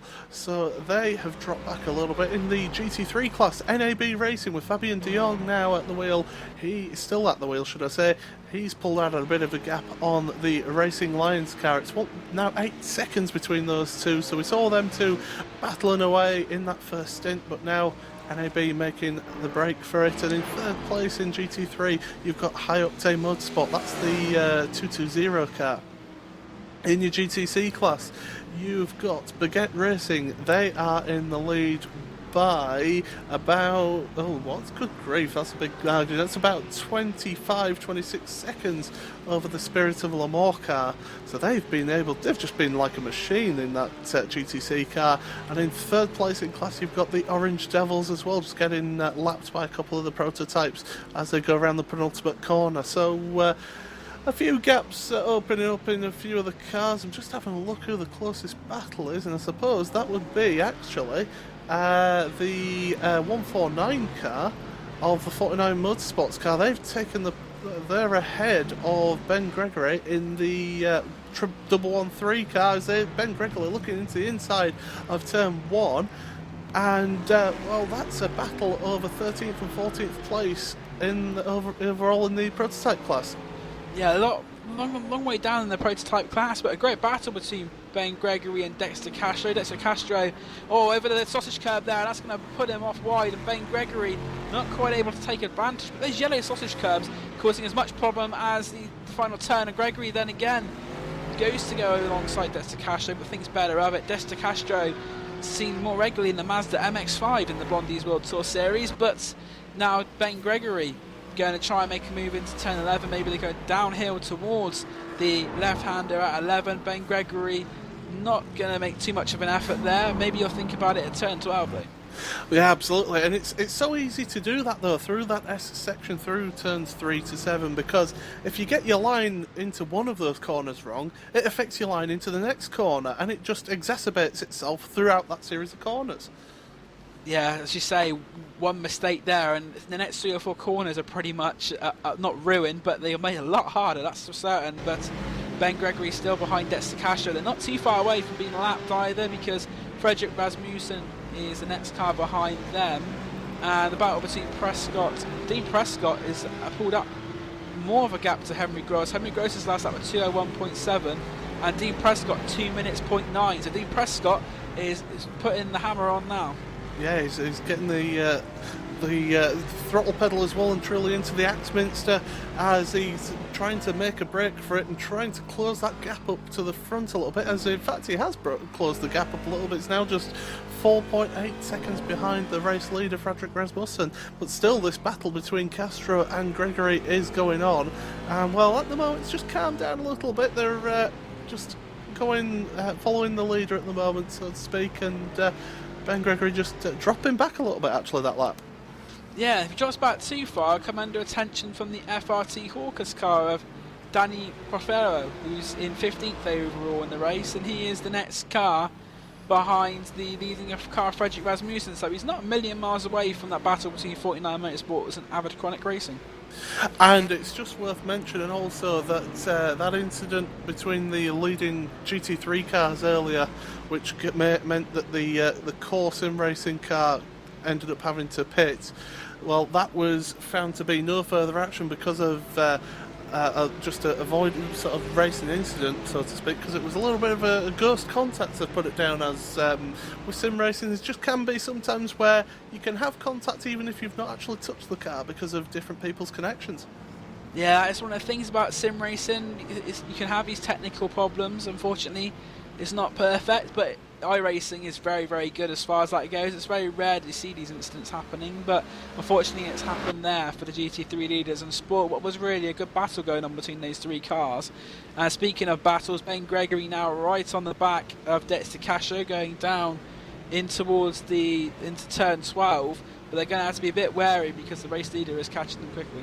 Very quickly at this rate, as Ben Gregory just runs wide through the corners there, and that's cost him a little bit of time. He'll get a bit of pickup on the tyres as well, of course, as the race goes on. The marbles on the outside of the corners build up, and if you go off for that racing line, it takes about quarter, maybe half a lap to just lose that rubber that you've picked up off of the tyres, so you lose a bit of grip and end up with a bit of understeer, and I think that's what Ben Gregory's finding out now.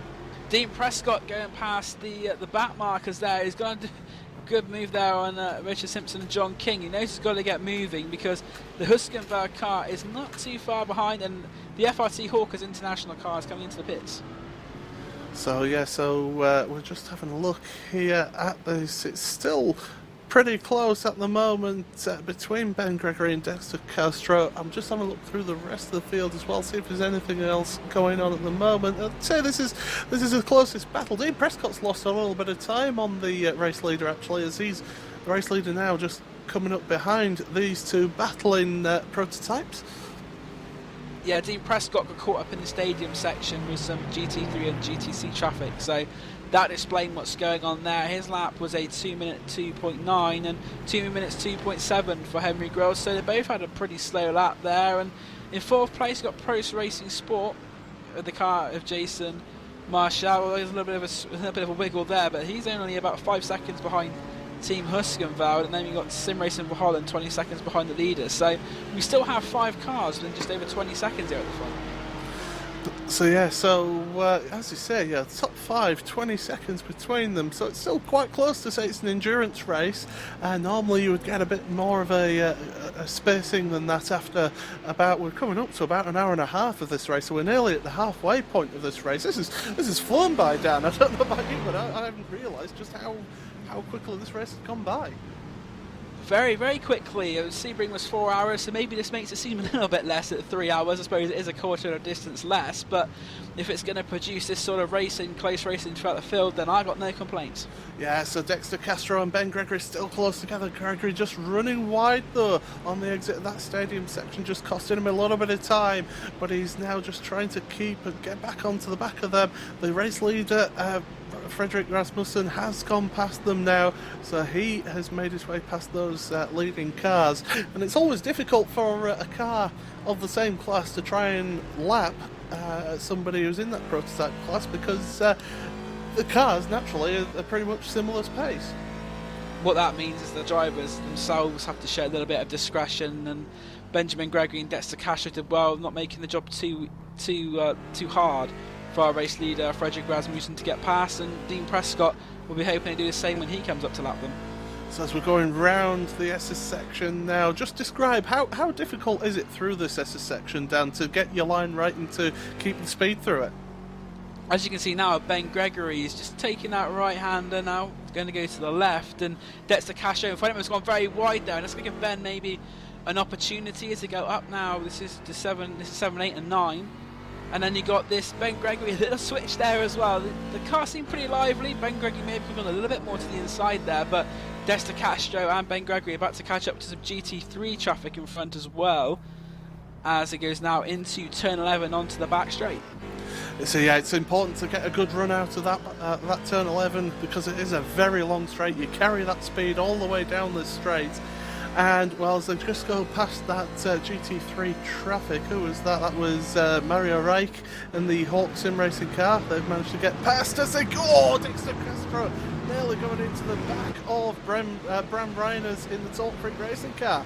And now Ben Gregory down the inside of Dexter Castro. Ben Gregory looks like he's going to make that work. So the mistake from Dexter Castro not going to be able to get past Gregory again. Gregory defends the inside line, and Ben Gregory with a good move there. He saw that the car of Dexter Castro slowed down more than normal, nearly going to the back of Bram Reniers, but Ben Gregory's taking 13th place now in that Avid Chronic Racing car. Ben just got caught up behind Bram there, just through that long right-hander, but able to get that GT3 car between them, so he's got a little bit of breathing space over that 49 Motorsports car as they pit. Actually, Dexter Castro is into the pits. We've had about an hour and a half left of this race, so will there be a driver change, I wonder, for 49 Motorsports Dexter Castro? How many laps has he done so far? He is, in fact, at the moment, Dexter Castro is the only driver connected for that 49 Motorsports team, which is rather interesting because he can only go for 65 laps. So hopefully he'll have a teammate. John D. Allen is also part of that team. So my mistake there, but Dexter Castro is done 43 laps. That's something we have to look at in a bit, is the driver laps, to see if there's anyone in danger of breaching that. We sort of Sebring that the driver time is something that a couple of the teams struggled with. And there is a driver change for 49. Nope. No, I thought it was a driver change there, but it's not. So Dexter Castro is going to go out. And now, if he's done 43 laps, he can do another 22 more.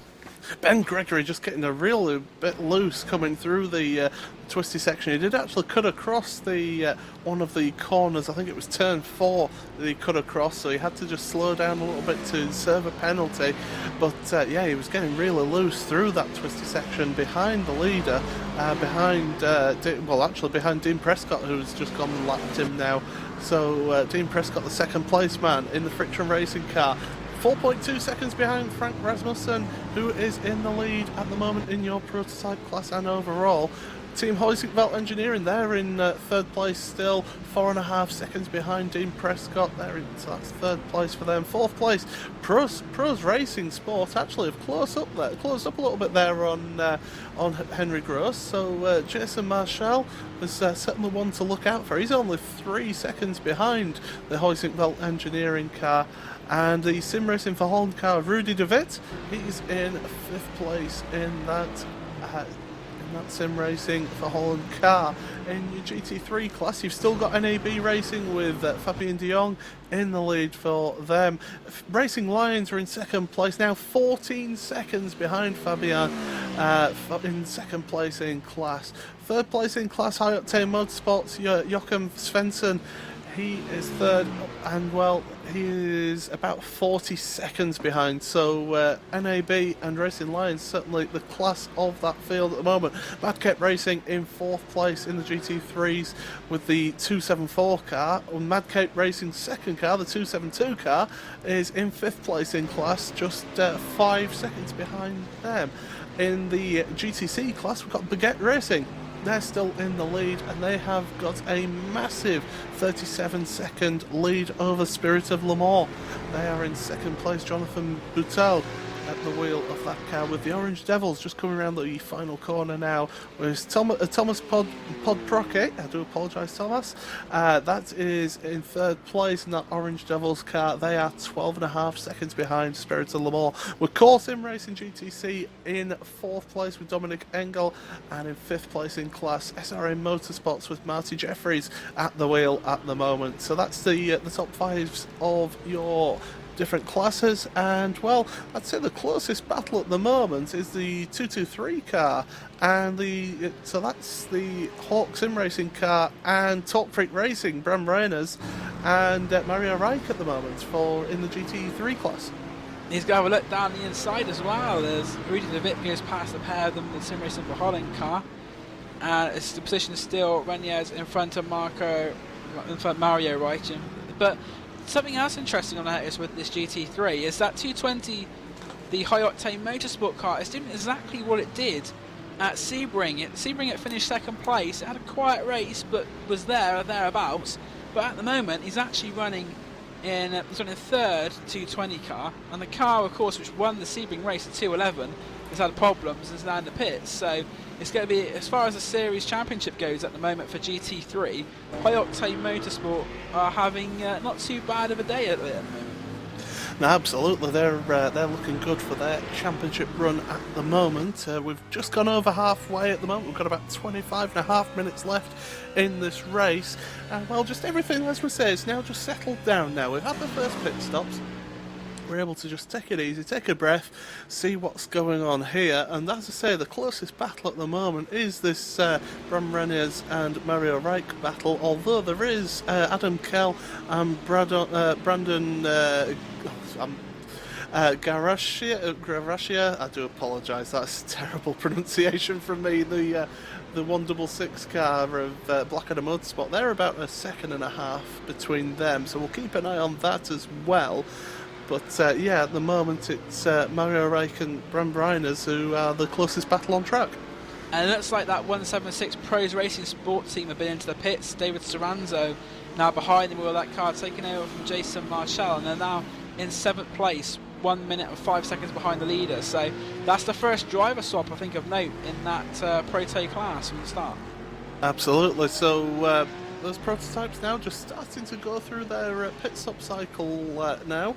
As we've seen a few of the cars coming in, actually there's been 2 or 3 cars coming in for them, but as Talk Freak Racing, Bram Reyners just makes his way past a GTC car of Yesen Beber in the leading GTC car, the Yesen Beber in the Baguette Racing car. So those two have made it past. Those 2 GT3 cars have made it past without any incidents, and well, that's part of the attraction of endurance racing. Is those who make the least incidents and who make the least mistakes will end up finishing well.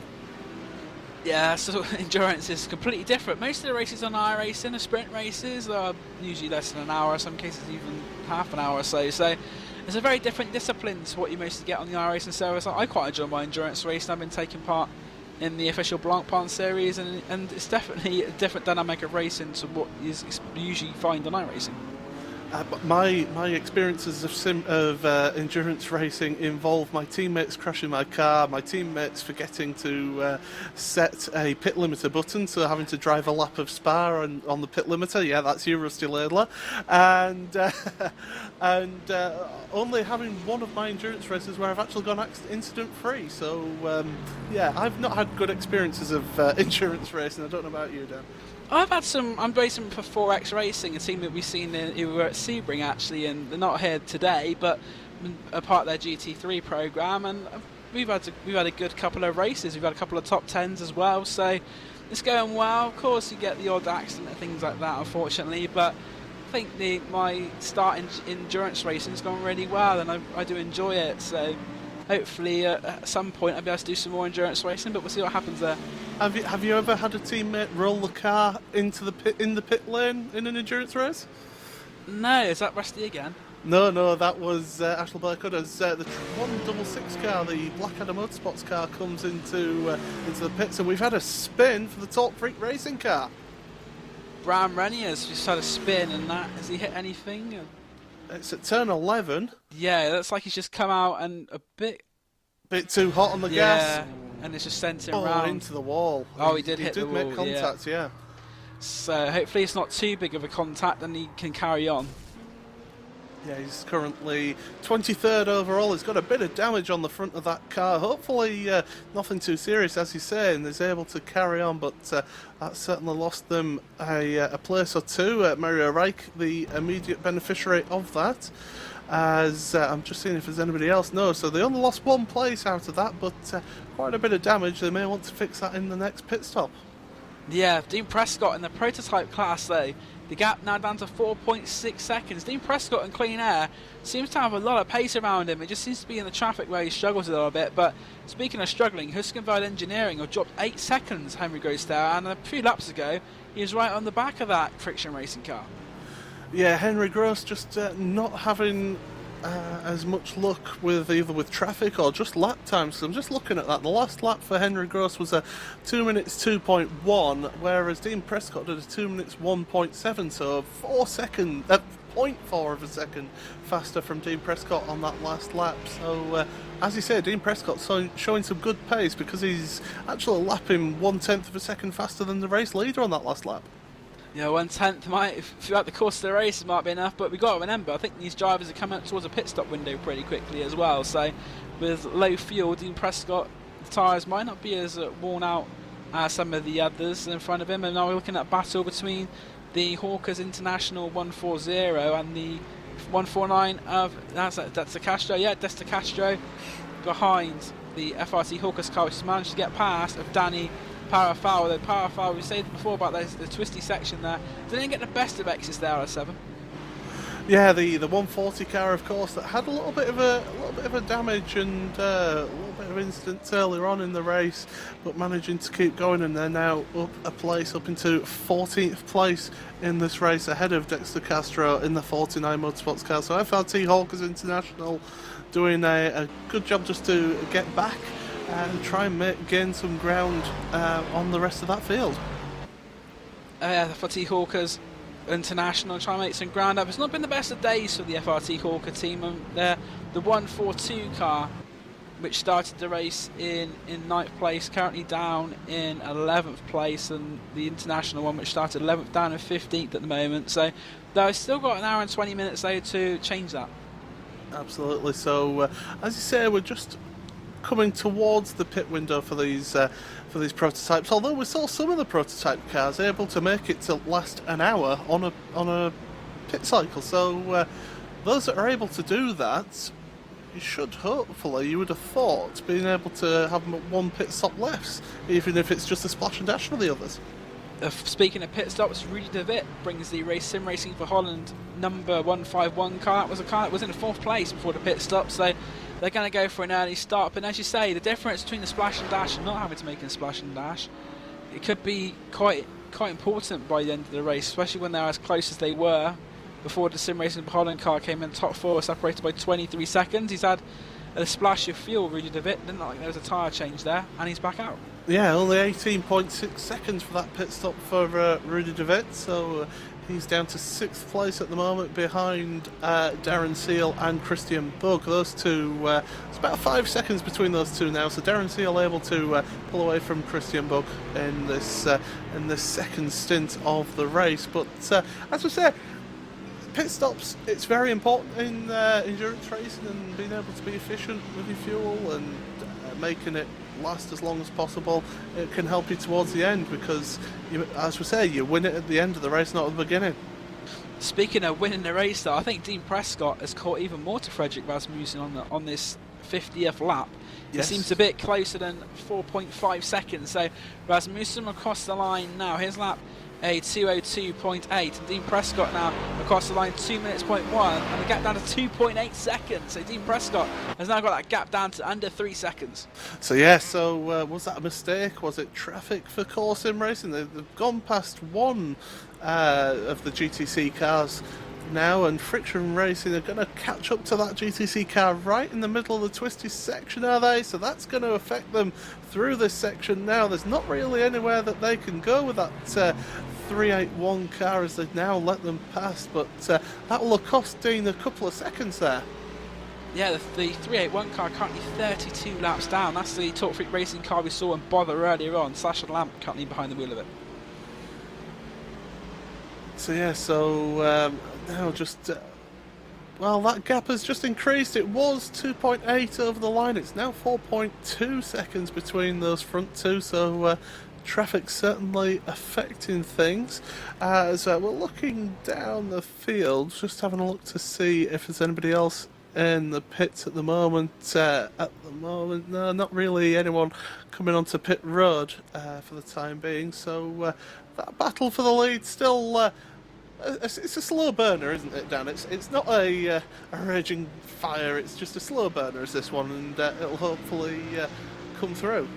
Yeah, that GT3 battle we had earlier, that was the real McCoy of such a battles. But now looking at the 274 Mad Cape Racing team and defending from his teammate, that's Kevin, better be careful, so this Rankin, and the car behind him is Mark Muckey. So the two Mad Cape Racing cars are fighting it out there, and that is for 4th and 5th place in that GT3 class.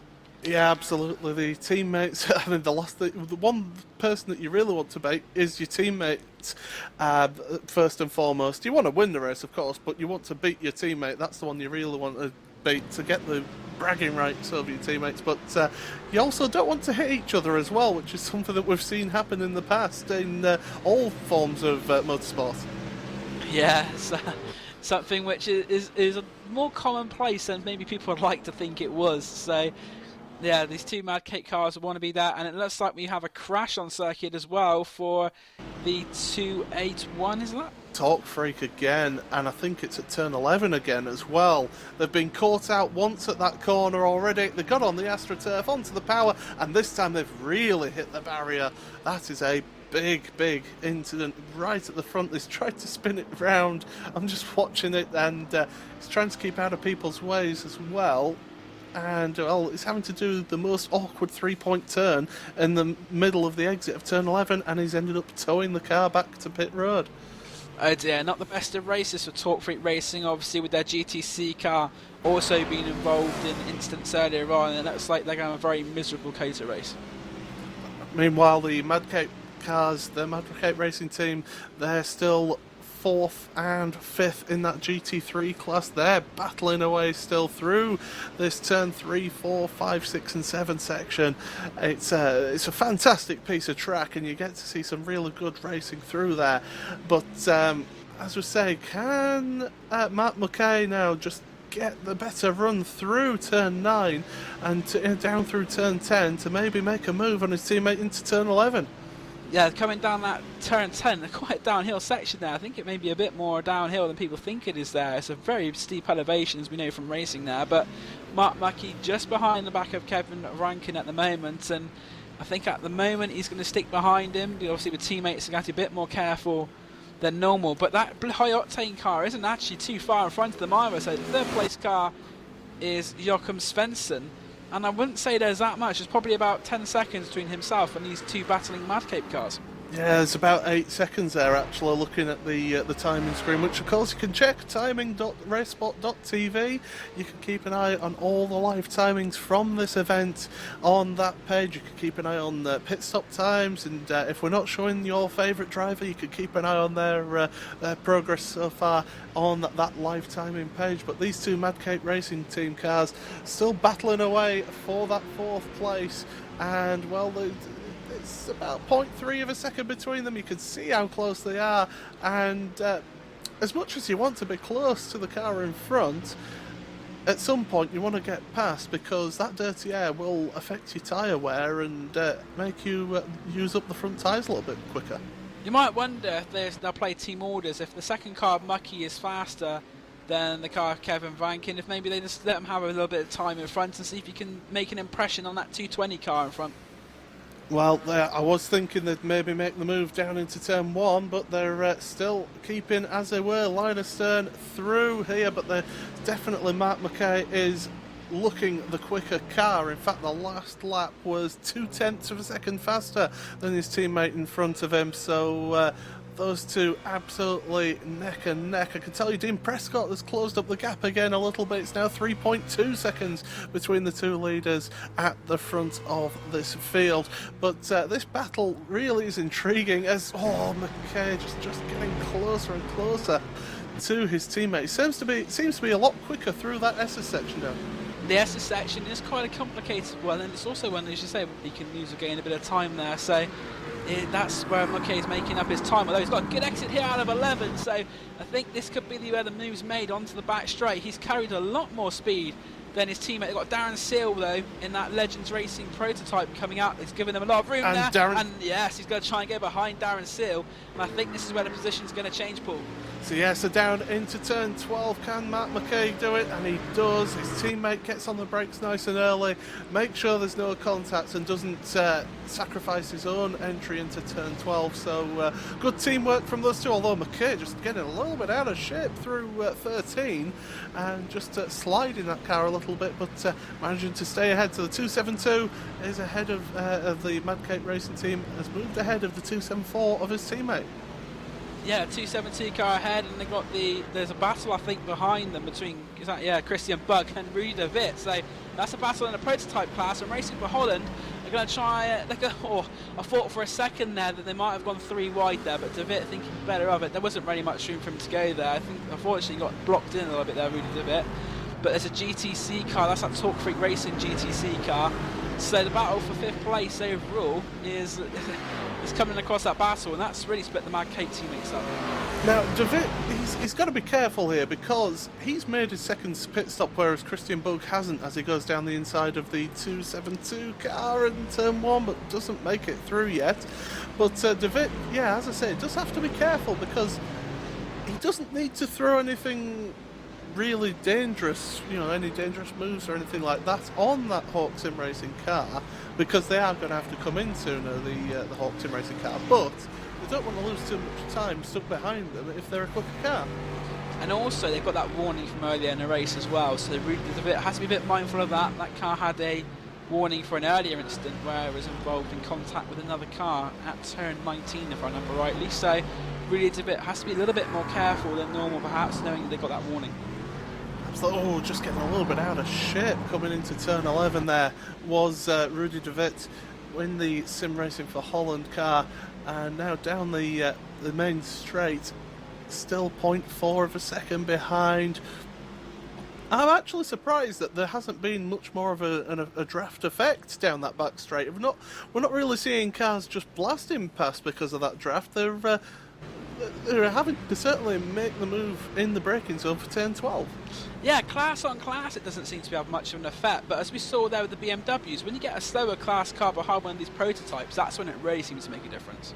Absolutely, these prototypes with a massive amount of downforce, as you can see, and these big wings. It's a wide car, so it cuts a large hole in the air, and that 151 Sim Racing for Holland car just sliding around a little bit. It looks spectacular, but it's not good for the tyres. It's sliding. You want to make sure you're nice and clean and getting around those corners without too much sliding or wheel spin. Yeah, that car lost control earlier in the race as well, so it over pushed the boundaries once. It won't want to be doing that again, and it looks like at the moment they're so far doing okay again. Absolutely, as they come to lap 1 of the BMWs, that's Joachim Svensson in the high octane Motorsports car. Oh, you've got very close to the back of that Sim Racing for Holland car. Jakob Svensson, just a little bit of damage on the front left of that 220 car, but they are currently in third place in GT3, going through the SS section now. And, well, Sim Racing for Holland still behind that Hawk Sim Racing car of Christian Bug, and we will be coming up to drivers making a driver swap, because these cars they've done, these drivers have done, what, Christian Bug's done about 54 laps in that car so far. He's on lap 55 now, and it was a 65 lap limit for.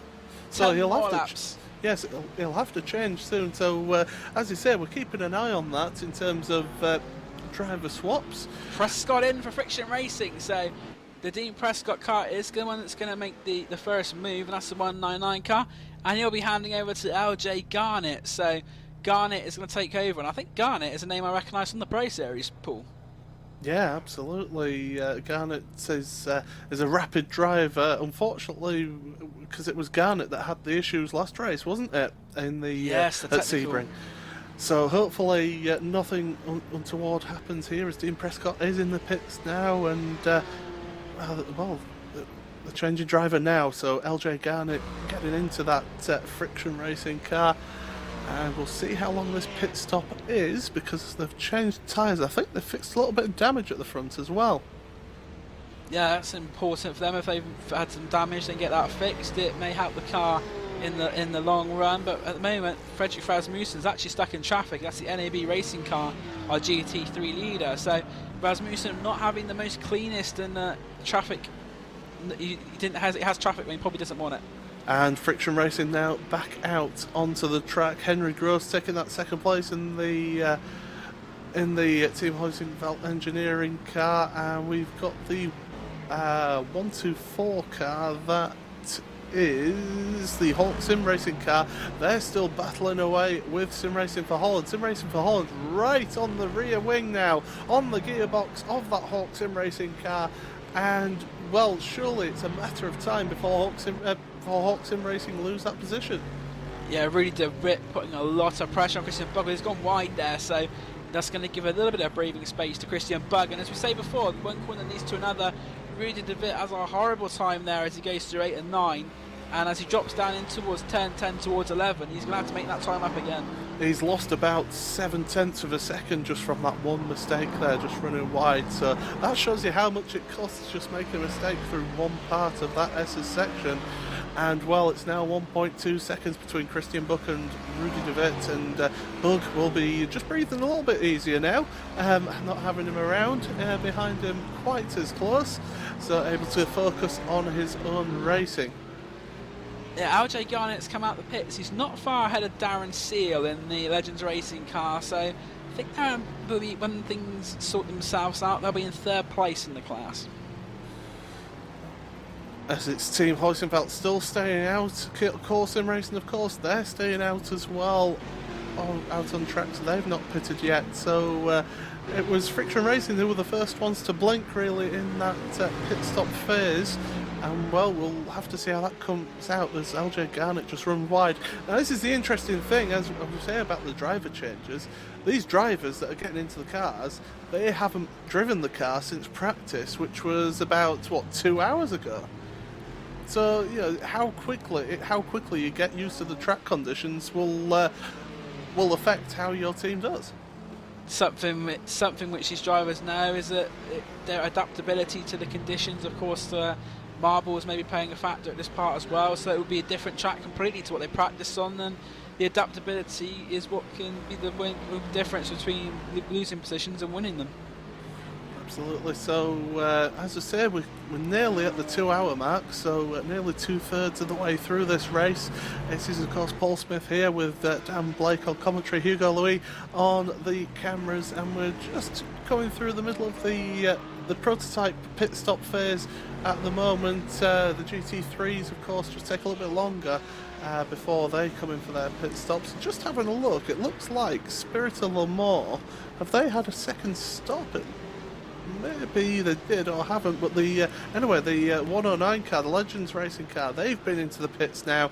So Adam Powell at the wheel of that car. So that's been a change of drivers. Darren Seals got out of that car, handed it over, and Darren, you have to say, has done a very good job in that car. To say they started, what, 6th place and they're now currently 4th. Gaining position's always good. If you start, they say start at 6th, they're currently 4th. So hands over now to Adam Powell to complete the race. There's about an hour to go. So Darren Seals done the main part, and now it's Adam Powell's turn to try and finish it and hopefully keep that 4th position, if not gain some more places. But Hawk Sim Racing and Sim Racing for Holland very close again out of turn 12. And Core Sim Racing, the race leaders, are into the pits, and Juha Pekalame has got into the car now. So again, another good stint from Frederick Rasmussen. God, blimey, that's easy for me to say. He's come in, and well, Hawk Sim Racing as well. They are coming into the pits. So Sim Racing for Holland now able to get some clean air, and hopefully, after being held up for that time behind Christian Bugg, can now make a move. Yeah, not too far behind Core Sim Racing either, really. Rudy Levitt, Core Sim Racing just coming down through the section, the chicane section, and I expect there'll be some of the Grip TV Nation watching, of course, with Juha Pekalame behind the wheel of that Core Sim Racing. So hello to the Grip TV fans out there. Absolutely, they usually like to make acquaintances with my cars if I'm racing with them. But they're always a good laugh, and it's always good to have them watching along with us here on RaceSpotTV and iRacingLive. As well, as we say, we're in the middle of this pit stop phase, and Henry Gross managing to keep it going a little bit longer as the 191 car, the NKH, they appear to have they made a place on Blue Flag Racing, or is it Blue Flag Racing actually are a 0.7 of a second behind, but they've yet to make a pit with Matt Warmington. Matt Warmington did an alright job last round as well.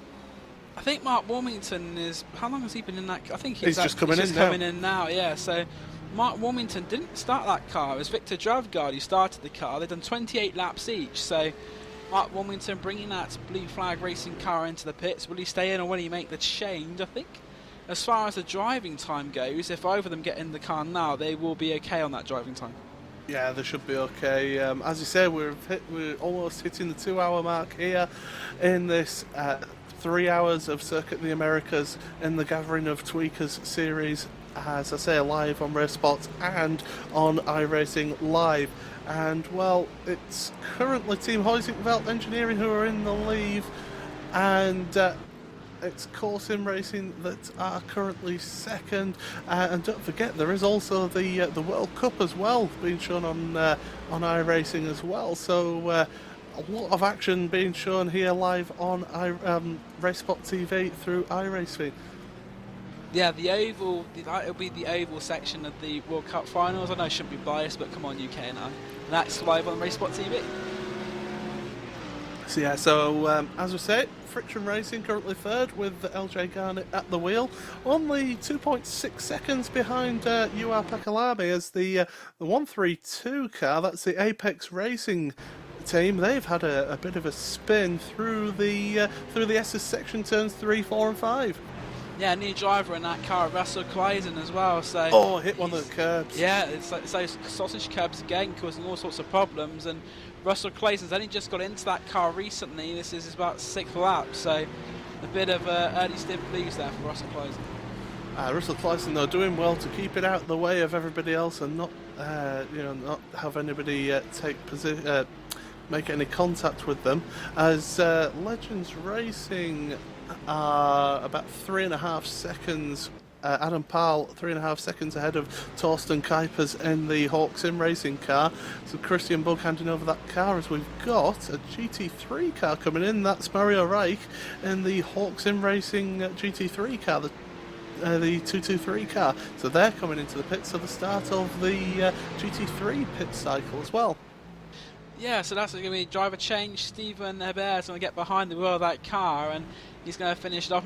Mario Reich did 25 laps, so looks like Eber is the more experienced of the drivers. He's going to bring that car home because the GT3s, they won't be making another pit stop now. And then NAB Racing, I see they're just coming in front of them as well. So the race leaders are in. Fabian de Jong has done 56 laps behind the wheel of that car, and they'll be handing over now to Martin June. Yeah, Martin Ewan going to finish this race for the NAB Racing team. Racing Lions have stayed out though. They, of course, they went a little bit longer in that first stint of theirs, so they're staying out in the lead at the moment of that GT3 class. Mad Cape Racing are currently 3rd and 4th with their 2 BMWs in GT3, but as we say, it is currently in the pit stop phase for them, and Team Hoisingveld just still staying out as well in the lead, not pitting yet. They're just coming down the back straight now, so still plenty going on. In fact, the 142 car are battling away with NKH, the 191 car, and 142 FRT Hawker are making the move on NKH for position, and that's a fantastic move there from Ruben Suarez Gutierrez. Yeah, Gutierrez on making the move there on the car of Hayden Burns, so NKH go down a position, and I think it was NKH who were unfortunate victims of the driver time ruling in the first one, if I remember rightly.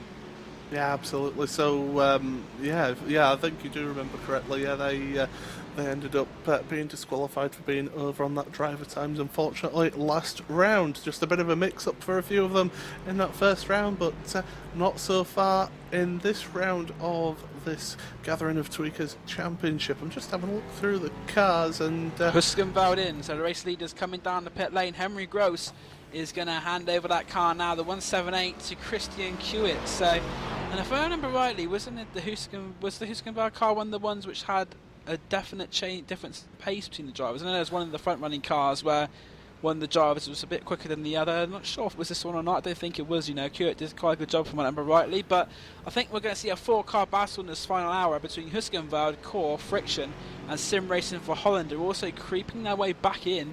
And as I say, Christian Kewitt now back into the wheel of that car because Henry Gross has done 60 laps, so a mega stint from him, and he's going to hand it over to Kewitt to finish off. Yeah, fantastic work from Henry Gross there, but Christian Kewitt now at the wheel as Core Sim Racing with UR Pekalami moving to the lead, just running a little bit deep into turn 1 actually with UR Pekalami there, but able to keep going as Huizenberg now come out of the pits. P4. Yeah, P4 so far, so be interested to see what sort of gap we're looking at for them as Rudy de Witt is going through LJ Garnett is going through the SS section now, so Rudy de Witt is in 3rd place. So yes, Sim Racing for Holland have done a fantastic job to make the comeback after that mistake very early on in the race at the penultimate corner. Yeah, that 10 seconds they lost there would have put them in 2nd place, challenging for the lead. So, although I still think that Sim Racing for Holland will be in that lead battle, I think what we're going to have in these closing 50 minutes or so is a 4-car battle for the lead between Core, Friction, Sim Racing for Holland, and Huskenveld. As we've got the GTC class, they're making their pit stops now. DRS Racing have just been in for their pit stop, and the 317 car of Niklas Pedersen right behind them as well, so very close between those two for position. So as they pull out the pits now, it's going to be interesting to see which driver adapts to that track quicker, as they have both, by the looks of things, had a driver swap there. How are they? I'm just having a look through the field. So yes, they DRS have had a driver swap, and well, the Hayden Burns is there in between them. So Niklas Pedersen, he's just gone into the car as well. So yeah, driver swap for those two, but that back marker's just affecting WR Racing a bit more than DRS. Yeah, I think DRS may be a little bit less hesitant than the WR Racing car was. Niklas Pedersen in that car, the 317, and of course that is the Canadian car which had Martin Green behind it, who's behind the wheel for 54 laps. And looking at the driver, just looking now at the driver laps, it doesn't look like anyone's really at risk at the moment of going over the driver time. So it looks like at the moment everything is looking good as far as that goes. The only one that is currently looking near that driver time, we got Desta Castro, who's done 59 laps in the 149 car, but other than that, everyone else seems to be okay. Whereas doing a 60th lap now, so we've got 5 more to go for 49 Motorsport. LJ Garnett is closing the gap for the lead. Juha-Pekka Lamy last lap 2 minutes 2.643. LJ Garnett in that friction racing car 2 minutes 1.9. So that gap is coming down. It's about 2 seconds between those two now for that race lead, so that is getting interesting. Here we've also got Rudy de Witt. He did a faster lap than Juha-Pekka Lamy as well, so Sim Racing for Holland are slowly catching up that gap. So you're about right, it was about 10 seconds between the top 3 over the line this time by. Yeah, and that's the 10 seconds that Sim Racing for Holland lost in that spin, so I guess it'll be gutting for them if they lose the race by less than 10 seconds, but they've done a fantastic fight back. Rudy de Witt faster than the friction racing car and the core sim racing car that last lap, so it's definitely going to be at least a 3-car battle. I think Huskenveld seemed to lose a lot through that pit stop phase though, because they were running a lot higher than they were in 4th. They were running in that they were just behind the friction racing, and Sim Racing for Holland have just managed to get in front. They've lost 18 seconds now to friction racing, so it looks like they lost that a bit on the pit stop phase.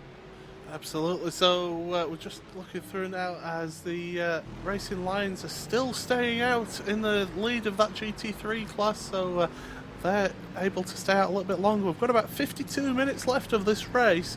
NAB Racing in 2nd place, and well, it's all getting a bit tight up the front though, because as we say, there's about 20 seconds covering those top 4 cars. And Racing Lions will have to make a pit stop in the near future, because in the GT3 class you are permitted to run 62 laps, and Frank van Bridget now on lap number 60, he's done 59, so a pit stop for them is going to be imminent. Absolutely, they'll have, as you said, they'll have to pit to change drivers.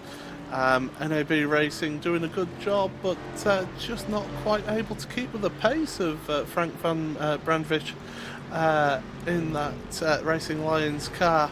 So they're just dropping back slightly, of course, but of course they've had their 2nd pit stop in this race, whereas Racing Lions haven't, and Racing Lions heading in to turn 11 onto that back straight.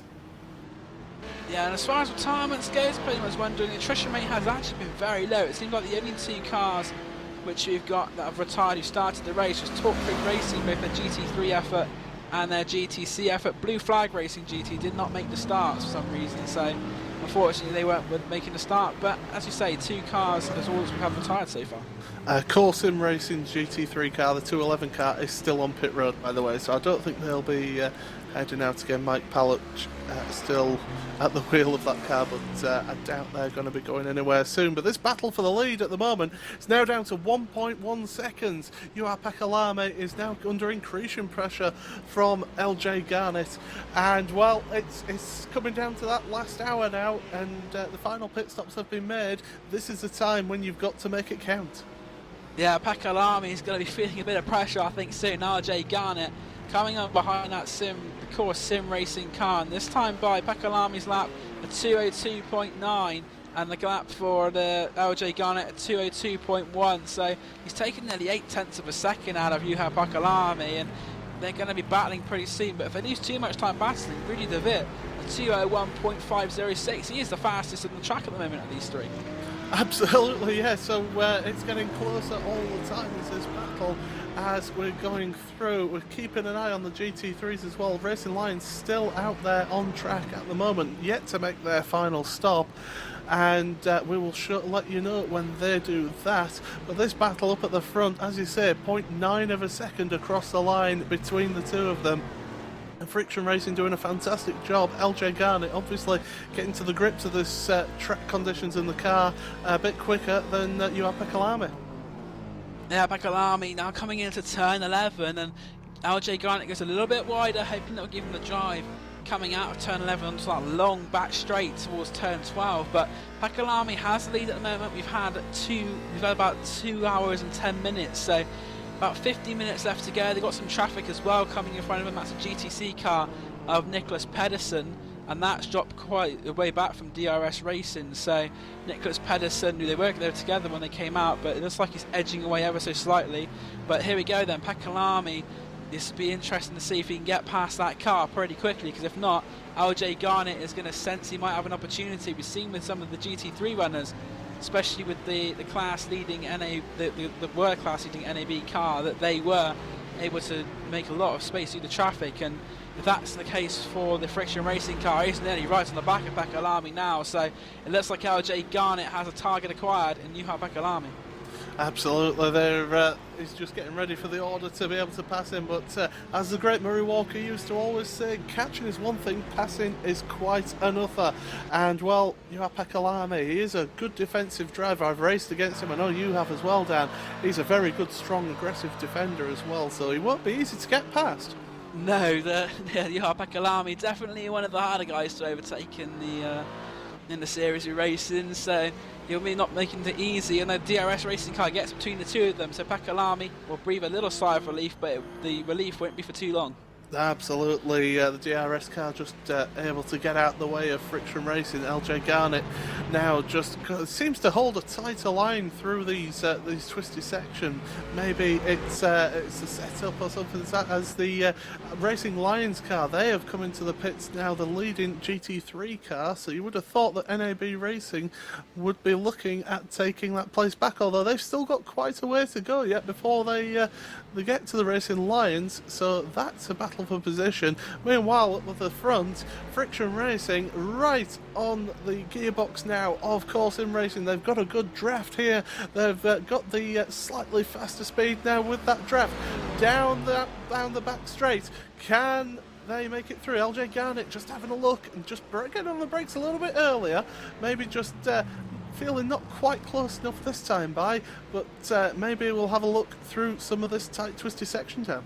RJ Garnett, that's a lot quicker than Pekka Lamy, just since they've taken the cars over, so Garnett will be looking to make that move. We're in the stadium section now as the cars break into the corner now. They're going to get back on the acceleration for that triple apex corner here, so Pekka Lamy has lead. Garnett taking a much tighter line there through this triple apex corner here, so as they come up now towards turn 19, Leo J. Garnett has been in a similar position the whole lap. He's not been able to make a move on Pekka Lamy at the moment, and if they stay like this, there's a chance that Rudy De Witt will be able to get involved in this as well. He's about 7 seconds behind this battle.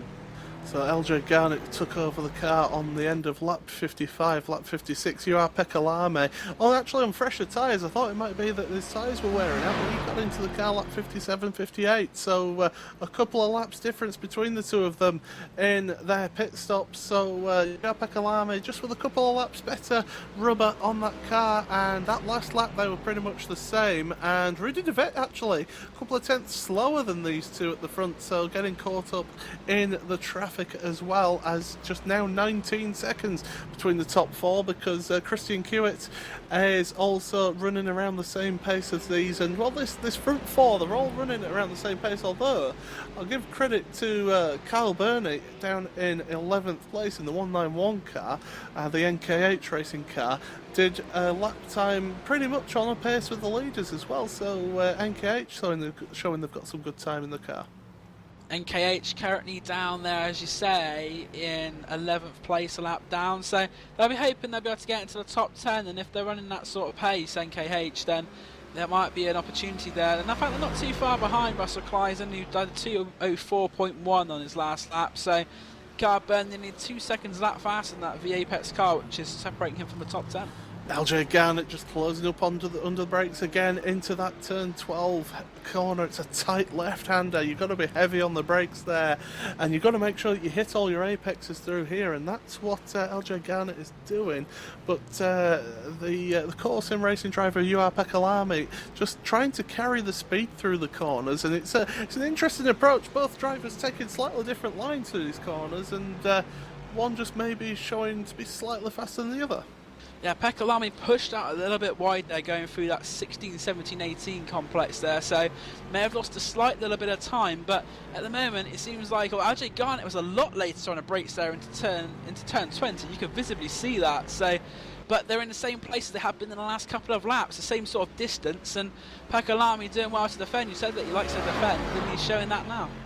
Yeah, and this is a problem. When you catch the car in front, if you don't get past straight away or within a lap or two, you end up going down to their pace, and you end up sort of sitting behind them for a long time, and that can bring other cars into the fray, because Rudy de Wit, it was 0.3 of a second faster that last lap in the Sim Racing for Holland car, so they're only 7.3 seconds behind now, behind Rudy de Wit, so they're not out of this yet. I think it's going to take not an instant as such, but a big loss of time for Rudy de Wit. If he's only catching a couple of tenths a lap, I think he might run out of time. He needs to make a bit more time up. But this battle for the lead as they come down now towards the downhill left at turn 11. Pakalami has a lead, Garnett in second place, and it looks like that's the order they're going to maintain down the back straight. Although Garnett does seem to have a better run there than Juha Pakalami. He's had a much better run. He's going to go to the inside, I think, here, RJ Garnett, and this could be the moment we've been waiting for, a moment for the lead to change here, and Friction Racing for the first time could take the lead, and they are down the inside goes LJ Garnett. Pakalami may try and get something here on the exit, a bit wide there from LJ Garnett, but it makes the move stick, so move that car now of the 199 Friction Racing. They now go to the top of the leaderboard thanks to LJ Garnett. A fantastic move. It was well set up. Obviously, LJ Garnett had just been lining him up the last couple of laps to try and make that move past Juha Pakalami, and he made it stick now, and he's slowly just pulling a little bit of a gap now, already half a second between them, and Juha Pakalami just not able to get the cutback available to him, which you can do through so many of these corners, as well, LJ Garnett just running a little bit wide in that penultimate corner, but able to keep the pace and to keep the lead. And across the line, LJ Garnett has a 0.7 second lead over Juha Pakalami, and Sim Racing for Holland now, they're starting to make progress on them, because they're now only 6.3 seconds behind Juha Pakalami. Yeah, very slow lap there for Pakalami, a 2:03.1, whilst Rudy de Wit 2:01.4. So I think that might be the next battle we're looking at. It's a battle for second place between Core Sim Racing and Sim Racing for Holland. So yeah, so as we say at the front, so just quickly run through your leaders in each of the classes. First of all, in the lead of this race, it's Friction Racing with LJ Garnett just taking the lead on that last lap. Core Sim Racing in second place in that 111 car after leading for 62 laps of the race. Rudy de Wit third in the Sim Racing for Holland car in the prototypes. And in your GT3 class, you've got NAB Racing. They currently have an 11.5 second lead over the Racing Lions in second place in GT3, and Mad Cape Racing team in third and in fourth place in GT3. And in the GTC class, you have Baguette Racing out in the lead of that one. Second place is Spirit of Le Mans, now 1 minute 12 seconds behind Baguette Racing. So once again, Baguette Racing, we're not showing them much on the screen unfortunately, but that's because they've just been an absolute class of the field. But Orange Devils have managed to close up the gap to 1.1 seconds behind the Spirit Le Mans car. So third place, Orange Devils with Sven Kamertz at the wheel of that car. But if they made their final stop, because they will have, because they've made 2 pit stops. So that's a battle for position that's going on at the moment there, Dan. Yeah, Sven Kamertz closing up on that Spirit of Le Mans car, and obviously these French teams will want to be a 1-2 after a very emotional, traumatic weekend for them, of course, so they'll be looking to have the French flag flying high. But the Orange Devils driver, Sven Kamertz, looks like he's going to make that Spirit of Le Mans 333 of Jonathan Boutal work hard for it in this closing stages.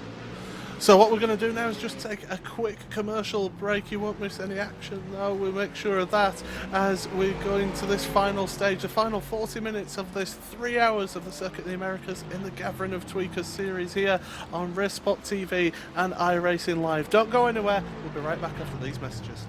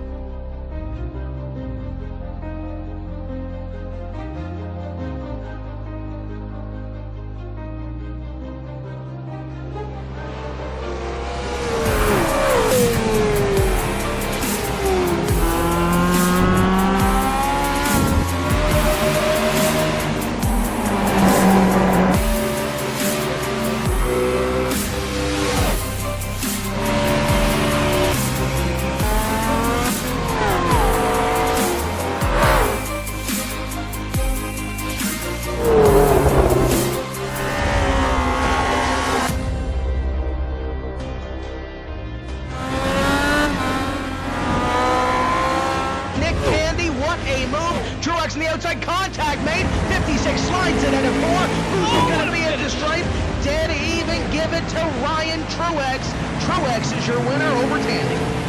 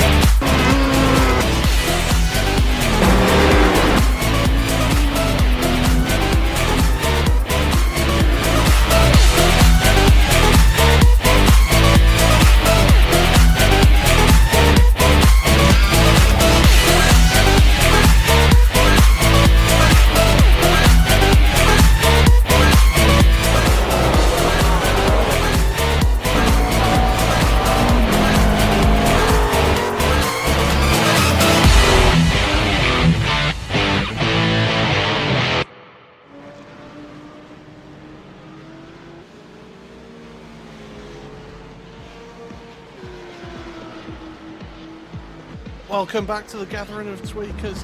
3 hours of Circuit of Americas here on iRacingLive and RaceSpotTV, and we have got an intense battle for second place in the GTC class between the Spirit of Le Mans team with Jonathan Boutal at the wheel of that car, and we have got Orange Devils with Sven Kematz at the wheel of that car, and it looks like Sven is going to make a move down into turn 12, and this could be a change of position right here. It's just getting a bit squirrely under brakes in that Orange Devils car, but he manages to make the move down the inside. Can the Spirit of Le Mans car make it back past with the cutback? No, they can't. They've got cars coming through, lapping them as well, and well, that is second place in GTC for the Orange Devils at the moment, but Spirit of Le Mans won't be wanting to give that one up without a fight. No, definitely not. As well, that is the car which was driven by Christian Bugley, driven by Thorsten Kuipers. The Hawk Sim Racing car goes past both of them, and that's about what's been going on for a few laps. Sven Kematz going past the Orange Devils cars, and in turn 1, Jonathan Boutal went a little bit wide there, and the Pros Racing car went past, which actually had a spin wide in the commercial break. So that car was the 176 car. They're still in 5th place, didn't lose a position, but David Soranzo had a bit of a rotation there, and that forced the car to go a little bit wide, the Spirit of Le Mans car, but to keep the position through the twisty sections, but then obviously losing out as they went down to turn 12. There's another spinner I saw there as they came through the corner. It was one of the prototypes. It's that Hawk car of Thorsten Kuipers who's gone off. So the 124 car, there's no contact there. We've seen a couple of incidents like that in turn 1. You've just gone in there way too fast and lost control. So the Hawk Sim Racing car there back running, but it's had a spin. And also, Sim Racing for Holland have made a pit stop. So they're down from 3rd place down to 4th. So it's Team Huizinga Engineering who are up to 3rd place now behind Juha Pekalami. Juha Pekalami is able to keep on the back of LJ Garnett at the moment. So he's picked up the pace a little bit. In fact, he was half a second faster that last lap. So that battle for the lead isn't over quite yet. But as I say, Team Huizinga up into the podium positions, which will be good for their championship. Yes, that'll be a 1st and a 3rd for Huizinga, and in the first Sebring race, of course, in the prototype class, it was the 178, which is the Huizinga car, which won the race. The 166, the Blackadder car, which was 2nd, has not had such a good time of it. 11th place currently at that car at the moment, so definitely changing fortunes for them.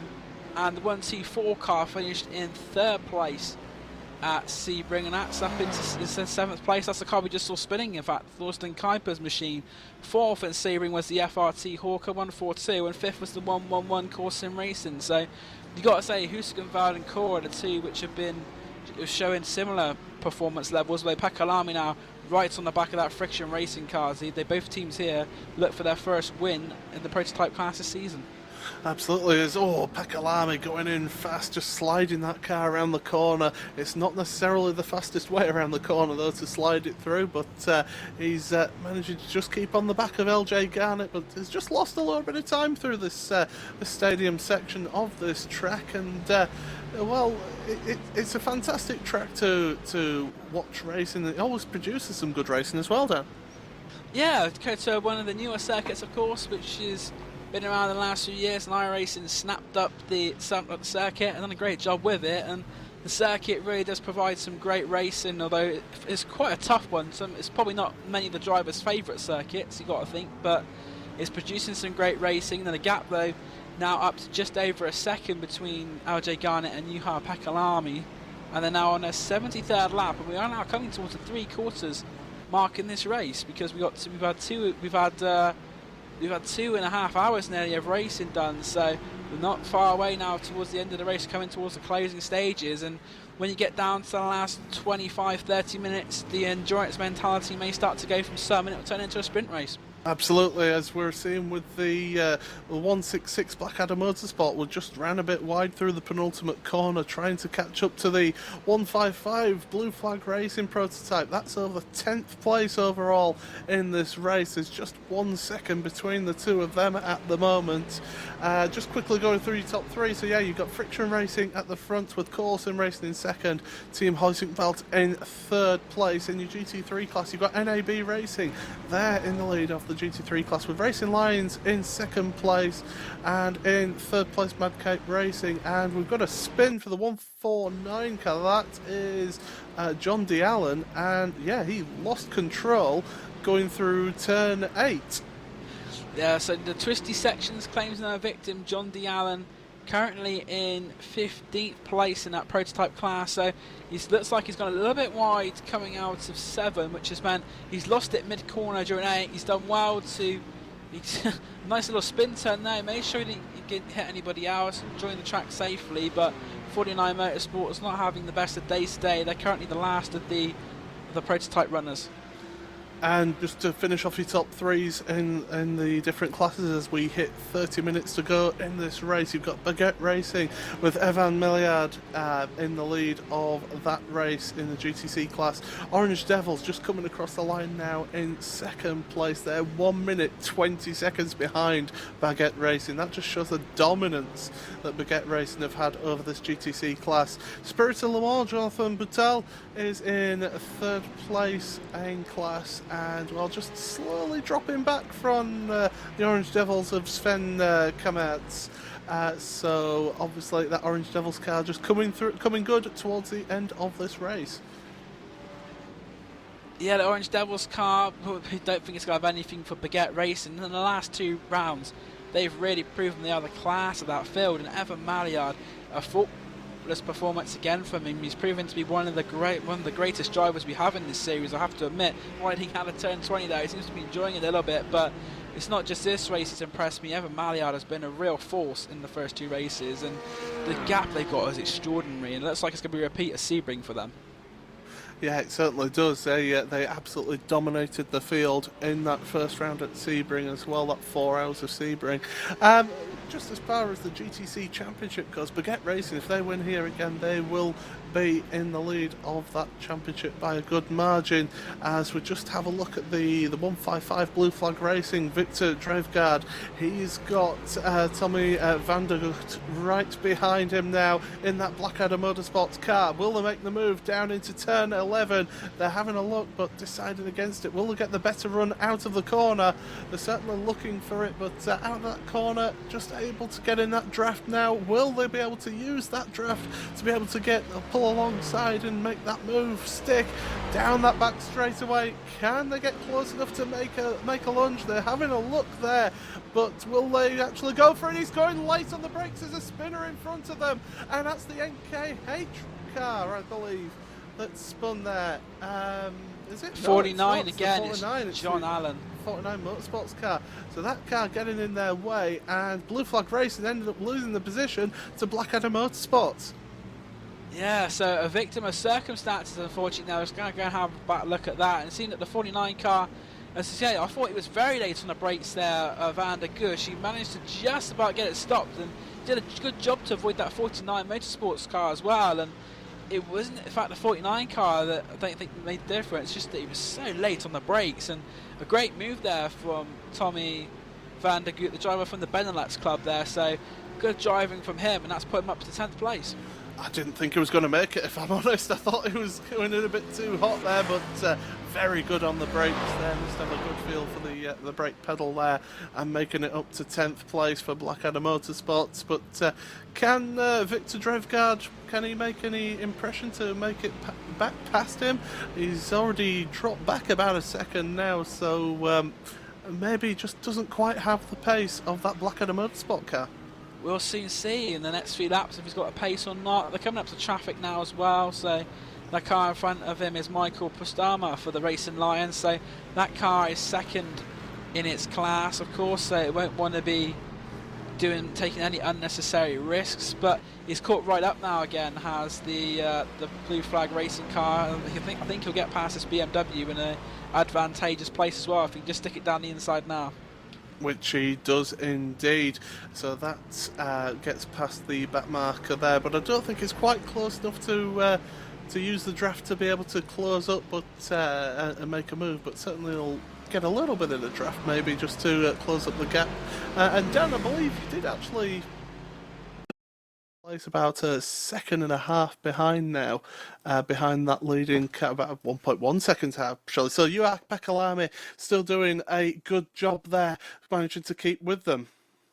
Yeah, Juha Pekalami keeping up with this friction racing car. They're coming up to some traffic now, and that'll be Stephen A. Bear in the Hawk Sim Racing GT3 car, which is currently 6th in class at the moment. So Stephen A. Bear will keep on going. We've got a high octane, the Mad Cape battle we were looking at before, that's now for 3rd and 4th place. There's still not that much between them, although the gap's pulled out a little bit. Mark Muckey, who made that move, able to go past, and let's go back to Bupal. Absolutely. So we're going to have to go old school down for a little bit. We do believe we have lost pictures, so I do apologise about that, but we're working on that to get those pictures back. But we're going to have to go old school, a bit of radio commentary here. So the lead of the field now, just coming across the line, Friction Racing, starting their 77th lap, and they have a 1 second lead over Juha Pekalami. So LJ Garnett not able to shake off the Cole Sim Racing car as well. See, one of the other, Adam Powell, has been into the pits for the Legends Racing car, the 109 car. So that's down in 7th place now. So have lost a place, I believe, to Hawk Sim Racing. Yes, they have. So Torsten Kuiper's now up to 6th place overall in this race down. Yeah, Thorsten Kuiper's the last prototype car on the lead lap now, so we're going to have 6 of them on the lead lap, and what looked like we was going to have a nice little 4-car battle towards the end of this race has unfortunately not quite turned out that way, with Huskenveld's slow pit stop and Sim Racing for Holland having to make another pit stop as well. So, but this battle of 2 will certainly, I think, make up for that, because LJ Garnett and the car of Juha Pekalami are definitely in close proximity still, goes past that GT3 machine. And so that's what's going on there. Friction Racing in 1st place, Core Sim Racing 2nd, and just going down towards turn 12 now, and Juha Pekalami still hot on the heels of LJ Garnett. And Juha Pekalami got a better exit out of turn 11 down that main straight, so was able to gain about 0.3 of a second because of the back marker. Just the leader, Friction Racing, LJ Garnett, catching them in the wrong place. And I do believe we do have pictures back, so it's good that you can see the action that's going on in front of us, because it is a really close battle for the lead of this race. Looking elsewhere, everyone else just seems to be sort of spread out a little bit, although the FRT Hawker's car, the 140 car, is right behind Average Chronic Racing. That's James Williamson, and that is for a battle for 13th and 14th place. There's only about a second between them as there's a 199 car. Race leaders In the pits. Have they got the fuel calculations wrong? Very interesting, because Sim Racing for Holland could be right back into it now, but LJ Garnett bringing the car down towards pit lane. This would be a very, very slow, well, very quick splash and dash, I imagine, if it's just for fuel. So they've stopped now. 1, 2, 3. Yeah, it's definitely. It's definitely a fuel stop, yeah, Yeah. absolutely. We did say that there could be the chance of a splash and dash for these cars as LJ Garnett pulls away from his pit stall.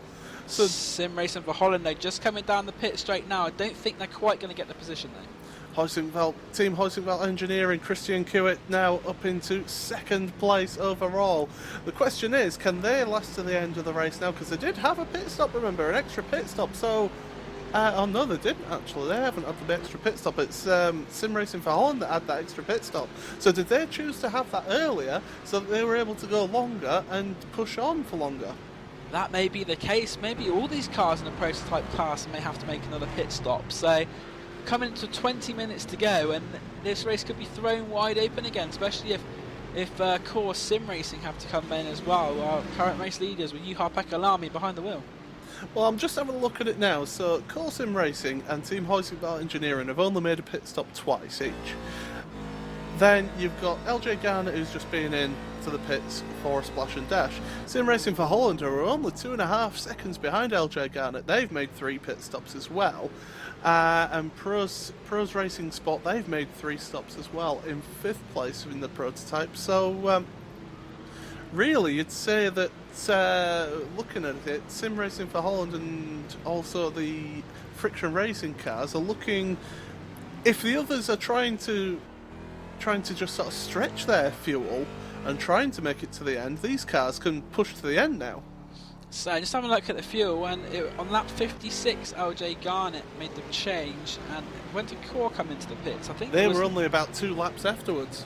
Yeah, so Juha Pekalami lap 58. So if that is the case, and they can go for 2 extra laps, that means Pekalami will be coming in on this lap if they have to make another pit stop. So Juha Pekalami now stuck behind the SRN car Scott McGarvey, and if this is an in-lap for him, he doesn't really want to be getting stuck in this place. It's a GTC cars in the twisties. Team Huizenveld Engineering, they came in lap 61, so they were about 5 laps after the Friction Racing team on their pit stops. So I don't think that would be able to be pushed for 20 minutes, though, would it? Really, if you were that close on fuel. It depends if they've been saving. So obviously we did notice they lost quite a bit of time actually. So they have, I don't know, it'd be interesting. They might have to come into the pits, but if you do remember, they did seem to lose a little bit of pace. Maybe they were just fuel saving. Possibly so, and that could throw things wide open because, as we say, Friction Racing and Sim Racing for Holland, who are now 2.4 seconds behind Friction Racing, they are able to. Oh, it's Sim Racing for Holland just having the back end twitch about on through the exit of turn 9 as they went over the top of that hill down towards turn 10. But those two, as I say, they can push now. They can basically treat this as qualifying and really give it some. There's not much more longer in the race in the qualifying session, down to the last 18 minutes or so. So Core Sim Racing now coming round turn 18 and turn 19. Will they come in this time is the question. Juha Pekalami over the rumble strip onto turn 19. Looks like he's staying out, or he's coming in. He's coming in. So Core Sim Racing have to make a pit stop as well. Juha Pekalami is coming into the pits, and Sim Racing for Holland are right back in this now.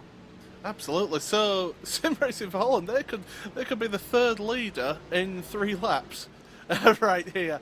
This is just twists and turns of endurance racing. But as I say, how much longer can Team Huizenveld Engineering with Christian Kiewit last? Because Core Sim Racing are just coming up to their pit stall now. And Huskenveld will take the lead again. So Team Huskenveld for the 2nd race in a row are going to have the lead now. That's a very quick stop. Juha Pekalami is going to be ahead of LJ Garnett. I think that's a fantastic stop there from Core Sim Racing, and he is. So Core Sim Racing, they have to take less fuel, I imagine, as well. They came in a little bit later, and that could be all the difference there. But Sim Racing for Holland putting Friction Racing under some pressure as well. So we've got to keep an eye on Team Huizenveld, whether they can make this fuel strategy last until the end, because they've only been in twice for pit stops. And it's gonna be tough if they do manage to make it last to the end. Then they've done a very good job of fuel saving in this stint or across the race. But Core Sim Racing now are in second place, with Friction Racing in third and Sim Racing for Holland fourth. They're slowly catching up to, so Rudy de Witt slowly catching up to LJ Garnett in that Friction Racing car. So that's the battle there between those cars. Just to tell you, elsewhere in the GT3, it's still NAB Racing in the lead of that class, with Racing Lions in second place and Mad Cape Racing, the 272 car, in third place. And in the GTC class, it's a race all on their own. Baguette Racing absolutely dominating that field now, a minute and a half ahead of the second place car, Orange Devils, with Spirit of the Le Mans in third place in class. But it's this battle up at the front that's intriguing. It's all about strategy, and it's all about if you can make your fuel and tyres last. Just had a little look at the fuel stops, and Husqvarna with 3 laps after Core Sim Racing. So with the laps about 2 minutes here, that means they have 6 minutes extra. And depending on how much they've been fuel saving throughout the stint and throughout the race, it's going to be very tight. I don't think they're quite going to be able to make it, because they're going to have about 10 minutes. But I guess that is the beauty of endurance racing. We don't know what's going to happen yet, and we're going right into the closing stages. Absolutely. So we're into the final 15 minutes right about now, and it's Team Hosingveld that do lead this race. Core Sim Racing in second place, and well, they are 5.8 seconds behind Hosingveld. Friction Racing, they're in third place. They're on the 3.8 seconds behind UR Pekalami. So LJ Garnett getting jumped by Pekalami in that pit stop phase, and Sim Racing for Holland in fourth place with Rudy de Witt slowly catching up to that LJ Garnett car. Top 4 separated by 11.2 seconds, and maybe Team Husqvarna are starting to save fuel, because the last lap by Christian Hewitt at 2:03.755, whilst Juha Pekalami, this is his first lap out of the pits, and he looks like he's definitely going for it. Juha Pekalami, they're going past that's a GTC car, Scott McGarvey, and Juha Pekalami will be able to see in the distance that Husqvarna car, and know that that's what's separating him from victory. And we have a battle for 5th place in the GT3 class. It's between High Octane Motorsport, Kim Salvesen in that car, and Stefan Hebert in the Hawk Sim Racing GT3 car. So that's over 5th and 6th place in class. They've got the Core Sim Racing car catching up behind them. That's the 2nd place car in the field. So that's coming up to lap them too. So hopefully these two don't affect that lead battle, because that is intriguing. It's going to the wire, but these two still about a second between, well, about half a second between them actually, through the stadium section between the 220 and the 223 car. And this is going to allow LJ Garnett the chance to catch up to Core Sim Racing, because Juha Pekalami lost a bit of time there, stuck behind those battling GT3s, and that'd be the last thing he wants. He wants to try and push on, get that Husqvarna engineering car. He doesn't want to let Friction Racing back in. Down the inside at turn 19 there, and that was against the car of Kim Salvesen. Now he's under pressure from Stephen Hebert, so that battle we were talking about at GT3 could be getting influenced a little bit here by the prototypes coming through. Absolutely. So as we go up the pit straight, Team Hosingveld stay out for another lap, and it's between these two, Stephen Hebert and moving to the outside. Oh, there's a prototype Friction Racing car getting involved there. Around the outside, can he make it stick to go on the inside of the next corner? No, he can't. He has to just dock in behind the Hebert on Kim Salvesen. So High Octane Motorsports and Hawk Sim Racing battling away. They've got the Sim Racing for Holland car right up behind them now. Look at the speed that prototype is carrying through those corners, as they're trying to go past the GTC car as well. It's all coming together now between the 3 classes, as they almost make contact there with Brian Loister, but he's managing to keep out of the way. But Hawk Sim Racing GT3, Stephen Hebert just losing some ground. Yeah, he's got another one of the prototypes coming up behind him as well. That's the Blackadder car of Tommy van der Gucht, and then to the top 10 for Blackadder Motorsport. But the car that he's chasing's gone wide. Kim Salvesen for High Octane. So this GT3 battle, mesmerising stuff, as is what we're going to have, I think, in the prototype class. Tuned in, ladies and gentlemen, this is going to be an absolute finish. It certainly is, Dan, as we're going down the main straight, down back straight, sorry, and that prototype, are they going to make it past? No, they're not. So Blackadder having to just go between the two GT3 cars, and that's going to, oh, we've got a spinner, have we, behind? Yes, we do. That's Brian Loyster in the 357 car having a spin at turn 12. So he's managed to keep out of everybody's way, though, and not get in anybody's come back on and make contact with anyone. But this battle's still going on for the GT3 5th place in GT3, as round the outside goes that Blackadder Motorsport prototype. The Blackadder prototype going around the outside. And speaking of the prototype, sim racing have lost a lot to friction racing there, going through that GT3 traffic, and LJ Garnett can see Juha Pekalami again, and the gaps come right down again now, just under a second and a half. So LJ Garnett on the attack again. Absolutely, Team Huizinga still out in the lead. They have not made another pit stop yet. So are they in fuel conservation mode? They were about half a second slower than Juha Pekalami behind them. So able to keep a relatively good pace if they are fuel saving, but LJ Garnett with a 2:01.6, the fastest of those 4 cars in the lead. There's now just 12.6 seconds between those lead 4 cars in the prototype class. But this GT3 battle is still going on. High Octane Motorsport, Kim Salvesen doing a fantastic job keeping ahead of Stephen Hebert.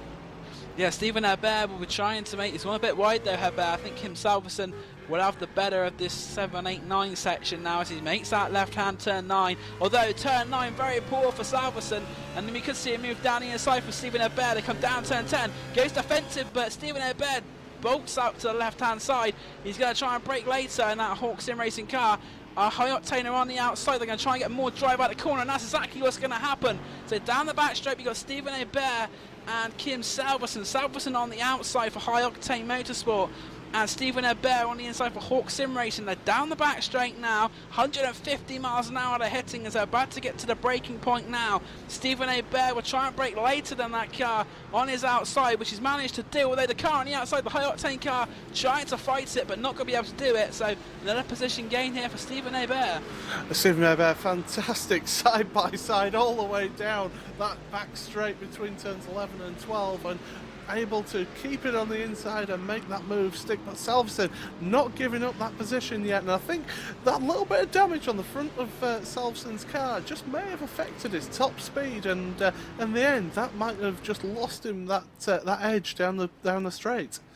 Yeah, fantastic racing by our two side by side down the straight, and the damage may have been a contributing factor, but Stephen Hebert still had to make the move done, and down the inside he went, completed it. It was very, very good move. And now we're looking back at the 1-1-1 car, which is the cool sim racing and friction battle here. Pekalami, LJ Garnett there, trying to get down the inside as they came into turn 3 there, but no can do there. And we're into the last 10 minutes or so of this race, and all the gloves are off now. It is just a pure sprint race as far as these drivers are concerned. It's all or nothing near enough at this point as they go past the GTC car. Oh, Garnett down the inside. There's contact there.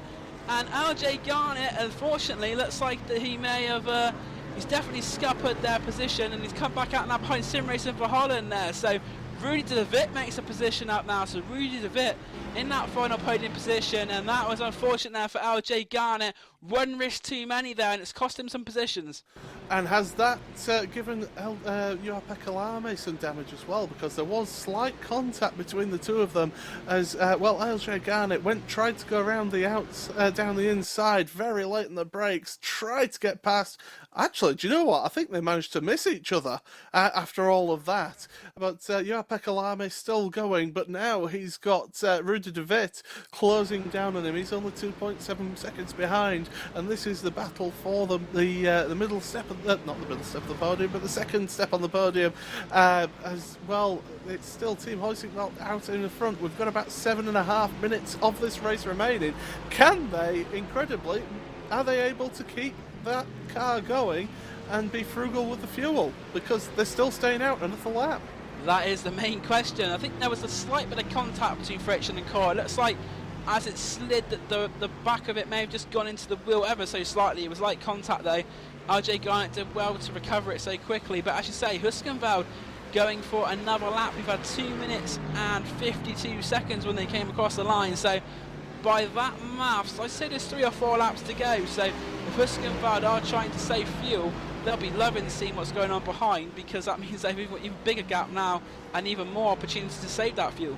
So yeah, that gap has gone from about 7.5 seconds to 11.5 seconds between the first two in this field. We do have a swap of position for the 113 car. That's the Avid Chronic Racing car. They've made a position up down that back straight on the FRT Hawkers International car. So James Williamson able to make that move stick, although the whole FRT Hawkers car trying to look down the outside into turn 12, but having to stay in position, and may have in fact cut that corner slightly as well. But yeah, Avid Chronic Racing able to get their position up into 13th place. Avid Chronic Racing involves battles, and the FRT Hawkers car goes round. Jose Pedroza Fernandez pushing too hard, and that is just coming after that. And he's struggling to get that car back on, but he's not going to lose a position, I don't think, because the 49 Motorsports car quite a way behind. But he's in the pits. Yeah, that's in the pits. So that was just coming out of turn 14 though. He lost it, and I don't think that's any chance he had of going past Avid Chronic Motorsport gone though. But it looks like they're going to be 14th place now. Team Hoisingveld are definitely fuel saving, because Core Sim Racing have so far caught up about a second and a half on this lap. So Hoisingveld really, even though they look like they're pushing, they look like they are, well, maybe they got caught up in traffic on that lap. But anyway, Hoisingveld, are they going to come into the pits? No. So we're into the final 5 minutes of this race, just coming around that final corner now. Hoisingveld going across the line, and we do have indeed 5 minutes of this race. So about 3 laps of racing left for the prototype leaders. Core Sim Racing under increasing pressure from Rudy de Witt, and that's for second place. We've also got FRT Hawker and NKH Racing. They're battling over 8th and 9th place in the race. That's a close battle. It's all coming together, Dan. Yeah, like it happened at Sebring really. We had the initial flurry, we had a bit of a calm, then it comes back together again. But I think this race has been, maybe because it's been shorter, we haven't seemed to have that much of a lull. It's just seemed to be action aplenty. Now the NKH car right on the back of the FRT Hawker car, and it's hard to see which battle to focus on really, because we've got that second place battle, and then we've also got the battle down here for 8th place. FRT Hawker under a lot of pressure from Carl Burney, who has, as we said earlier, has got some pretty good pace in that NKH Racing 191. I can tell you that Rudy de Witt got caught up with traffic, so that's just dropped back a little bit, has the Sim Racing for Holland car. So down the back straight now between the 142 and the 191, FRT Hawker and NKH Racing. NKH Racing in the draft. Can they make a move down the inside into turn 12? FRT Hawker just going defensive, maybe having a look down the inside of the Spirit of Le Mans car. That was close. But it was very close, but Spirit of Le Mans ended up getting out of the way because they don't want to lose third place in their class. No, a very good run from that Spirit of Le Mans team. They're running third in the GTC class, and it's good of them to back out of that. They don't want anything like that going on in the last few laps of the race. And Team Huskenveld car is coming down towards turn 19 now, so this will be another opportunity for him to go in the pits. He was going to do so, but I don't think Huskenveld are going to pit. They could prove me very, very wrong, but no, it looks like they're staying on track for another lap. So Huskenveld, I think, are going to try and push this to the end of the race. We have 3 minutes of this race remaining. Just noticed that 49 Motorsport, both of their drivers have got out of the car and out of the race, so they are not going to finish this race. So disappointed to get so close to the end to not make it over that checkered flag. Yeah, very unfortunate that they've not got to the end of the race, but that gap now, Huskenveld a 202.3 and Core Sim Racing a 203.5, so I don't think Huskenveld, if they are fuel saving, they're not doing so now, because the lap times are pretty competitive, and Core Sim Racing though under pressure from Sim Racing. Oh, and FRT Hawker, the 142 car loses control through the S's, and that lets NKH Racing go through. Yeah, it looks like they caught that sausage curb again, damage to the car, and that sent it round. So in the S's, all sorts are going on now, and as Hugo says, it's Will Vincent style. Yeah, he's certainly caught the curb there. The car jumped, and that meant that battle is now over. But as we see, Core Sim Racing and Sim Racing for Holland, there is about 1.1 seconds between those two cars, and Core Sim Racing caught up behind the Hawk Sim Racing car. So they're now going side by side down the main back straight. And well, Sim Racing for Holland, if they're going to make a move, they're going to make it soon, because there's only a minute and a half left of this race. They'll be coming round to get the white flag this time by. Then Christian Hewitt, they win traffic, got a GTC and a GT3 and also a prototype. That's the Legends racing car of Adam Parr, the last one currently on the lead lap. So I think he will lose the lead lap on this, what will be the final lap. But Christian Hewitt goes past the Hawk BMW car now, and that battle for second place between, there's a car between them now. So that Hawk car of Thorsten Kuipers in between Rudy de Witt. And he's touched him. There's contact between the two, and that's not what Rudy de Witt needed. I think now second place sorted then now, Paul. Absolutely. Well, Friction Racing, they just had to make a void in action. There's LJ Garnett, and there's more contact behind them as well. And it's all happening here. And these final minute, as Team Huizinga have not gone into the pit, so they must know that they have enough fuel left. A 2-minute 3.7 lap, that last lap. For them, Core Sim Racing across the line, a 2-minute 3.1 for them, and Sim Racing for Holland in third place. They 2 minutes 5 because of that little contact with the Hawk Racing car.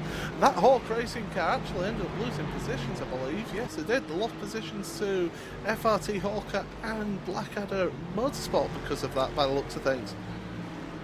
Yeah, that's very, very unfortunate, but they got one more lap to go, and Team Huizinga would look like in the middle of the race that things weren't going so well for them, but they're going to come and possibly, if they can keep this car running for another half a lap, they'll take their second victory in a row in this Gathering of Tweakers series, and they're leading the prototype class. It's going to be quite handsome, I think, after this one.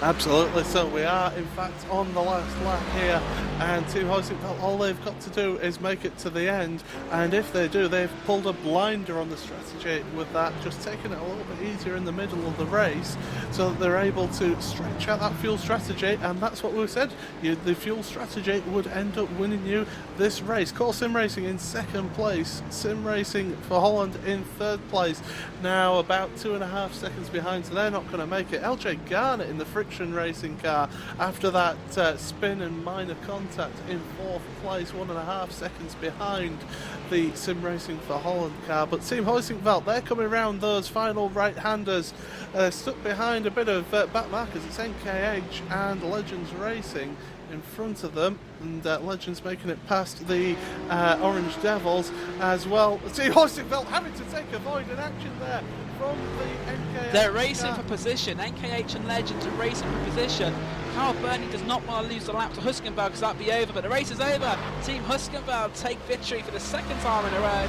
Christian Hewitt takes victory alongside his co-driver for this race, Henry Gross, so fantastic drive from them. Second place is going to be Core Sim Racing, Juha Pekalami bringing that one home.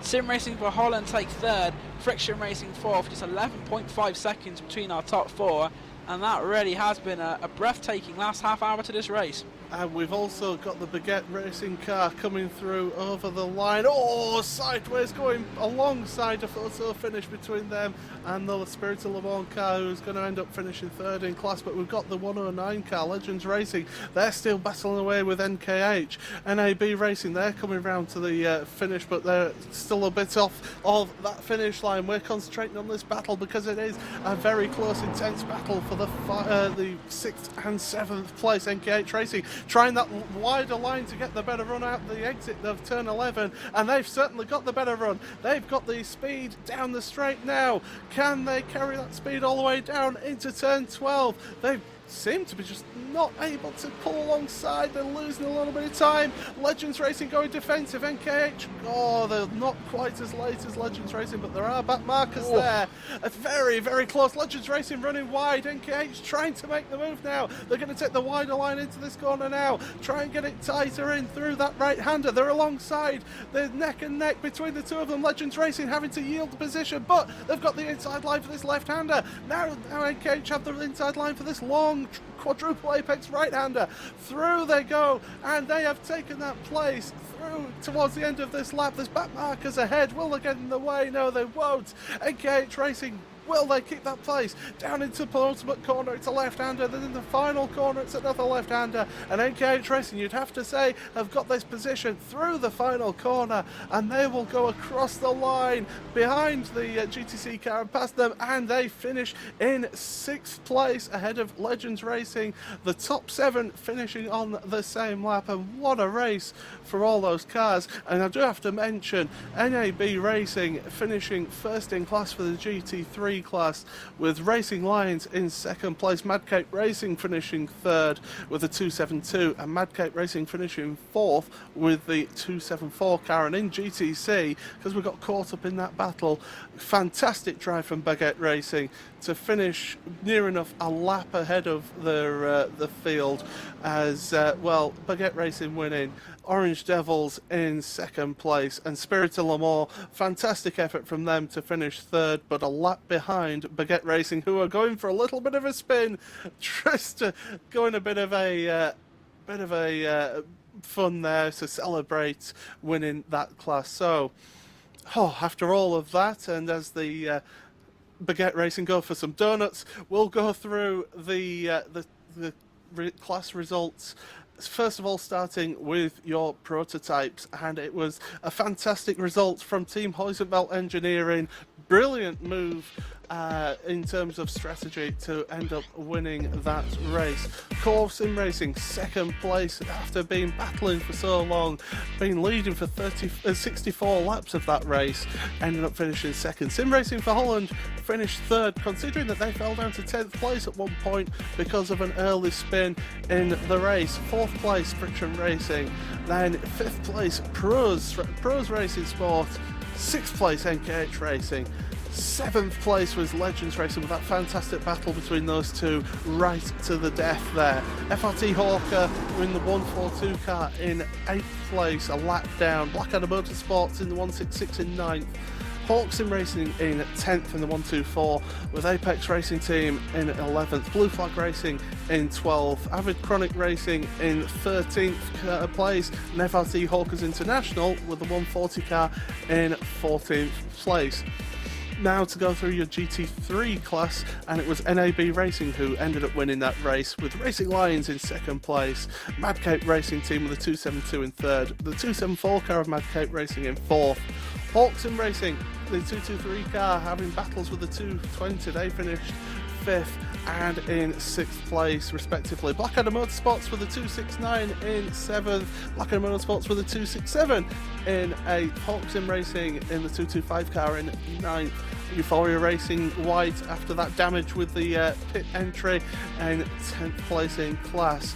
And in your GTC class, Baguette Racing dominating the field once again in 1st place. 2nd place, Orange Devils, doing a fantastic job, considering that they finished down in 8th place in that first race of the season. Spirit of Le Mans in 3rd place to make up the podium in that GTC class. Core Sim Racing in 4th, SRN Motorsports in 5th, DRS Racing in 6th, WR Racing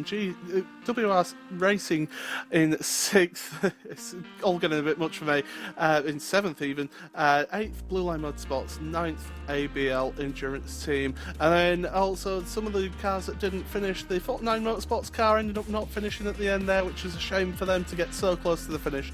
Talk Freak Racing, they did not finish. Core Sim Racing in the 211 car, they didn't finish. Talk Freak Racing in the 381 car didn't finish as well, and the Blue Flag Racing GT 255 didn't even make the start of the race. So what we'll do is we'll just take a moment, and Dan, that was a fantastic race there. Yeah, entertaining from start to finish. So we said that about the lull, and it didn't really happen. All through the classes, fantastic race. I know GTC, that Baguette Racing car, really proved it was the class of the field again, taking victory by a lap, as it has done at Sebring as well. So fantastic driving there from, that is the car of Evan Maillard and Yassine Baber. Fantastic racing from them. And they just dominated GTC. But we saw that battle with GT3 earlier as well, a 3-car battle for the lead between the 211 Core Sim Racing, the NAB Racing and Racing Lions. Unfortunately, that battle was deprived of us in the middle of the race, but towards the end it was all about the prototypes, the main class in the series, with what could have been potentially a 4-car battle, and then we saw Friction Racing and Core Sim Racing, things getting a little bit too close there, resulting in Friction Racing dropping down to 4th. But a really fantastic 3 hours at COTA, and the circuit provided some great racing, and I think that really was a good credit to the Gatherzone Tweakers. And well, I'm delighted to say that Henry Gross from the Team Housing Belt Engineering team and our race winners joins us in the commentary booth now. So, Henry Gross, congratulations on a fantastic race. We personally didn't think that you were able to make it on fuel. So, how did that strategy work out for you? It obviously worked for you, but was it tense towards the end? Hey guys, the strategy we discussed yesterday in the training. We think it could be possible with slow weather, clear, and 2-minute lap times was in our hands this time. So after the second stint, we know it's possible, we make it, and we think it was a good decision till the end. So is that why we saw you dropping back in that second stint, just to save some fuel, so that you were able to make it with just the 2 stops?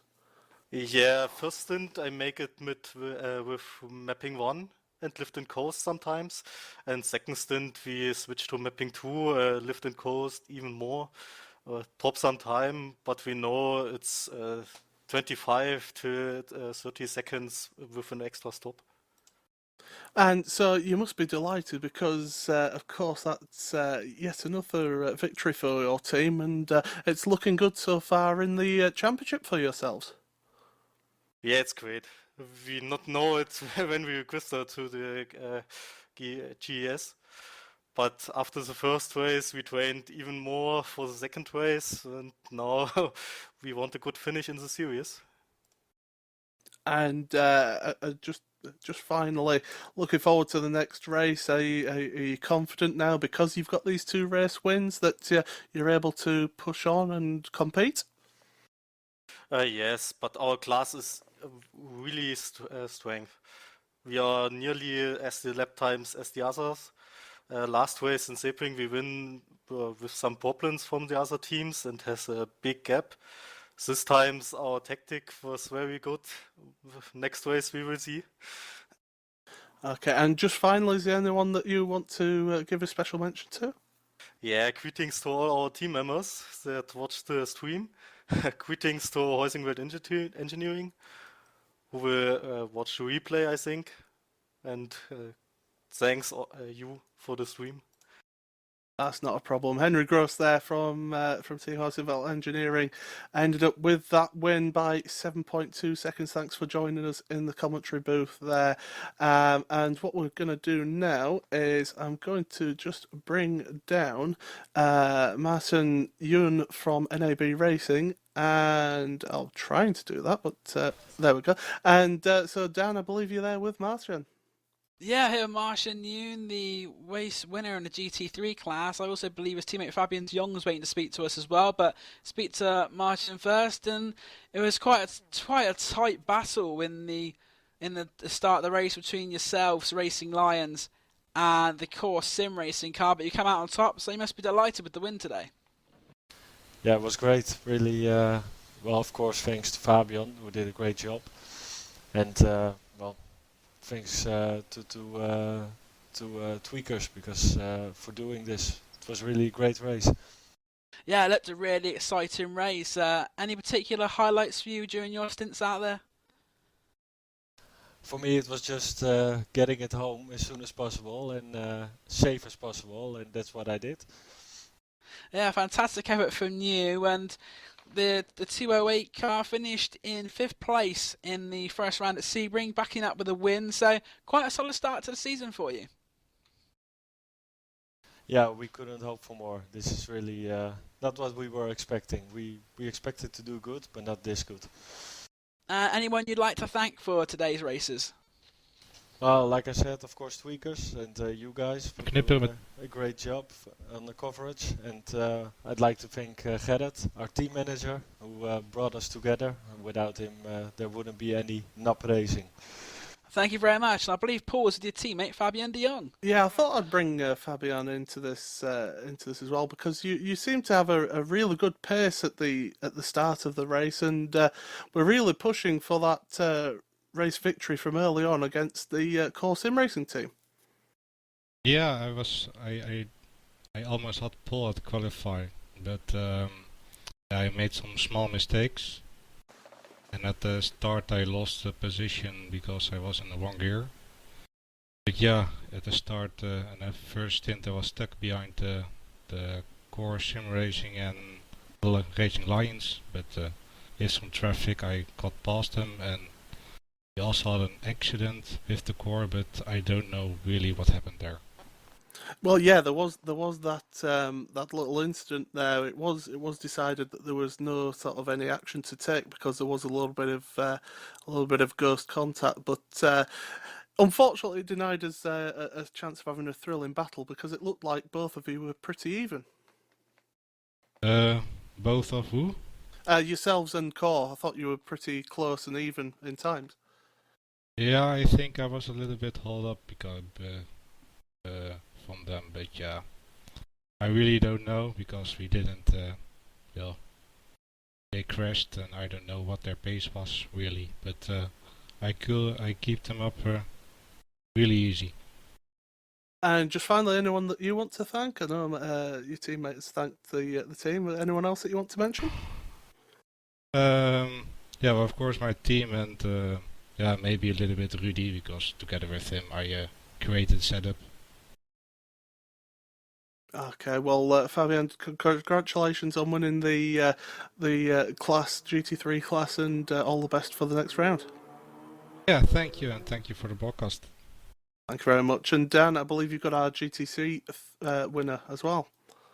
Yeah, I'm joined here by a GTC winner, Evan Malliard. Obviously, your country has seen some sad times in the past 24 hours, and you've come out and done the best thing you could do and take a win. I saw the France tributes on your car and also the Spirit of Le Mans car, so it must have been quite an emotional race for you. Yeah, we've been through tough times in the past 24 hours, but yeah, racing was a kind of a relief and allowed us to, I think, take a bit of the pain away for at least the 3 hours. Yeah, like at Sebring, it seemed that your Baguette racing team just seemed to have that little bit of an edge on the rest of the GTC field. How did you think the race went for yourself and your scene? Well, I think we had a very good race. At the beginning, we had a good battle with who is it? Joel, and well, and then yeah, the race was very clean all the way through. This time, we had no incident at all, so all was good. Yeah, so 2 wins in a row, Sebring and COTA. That must give you confidence now for the rest of the season. Yeah, for sure. We'll do our best to keep going this way, and we're looking forward to race the next ones and possibly win again. Is there anything you'd like to add, Paul?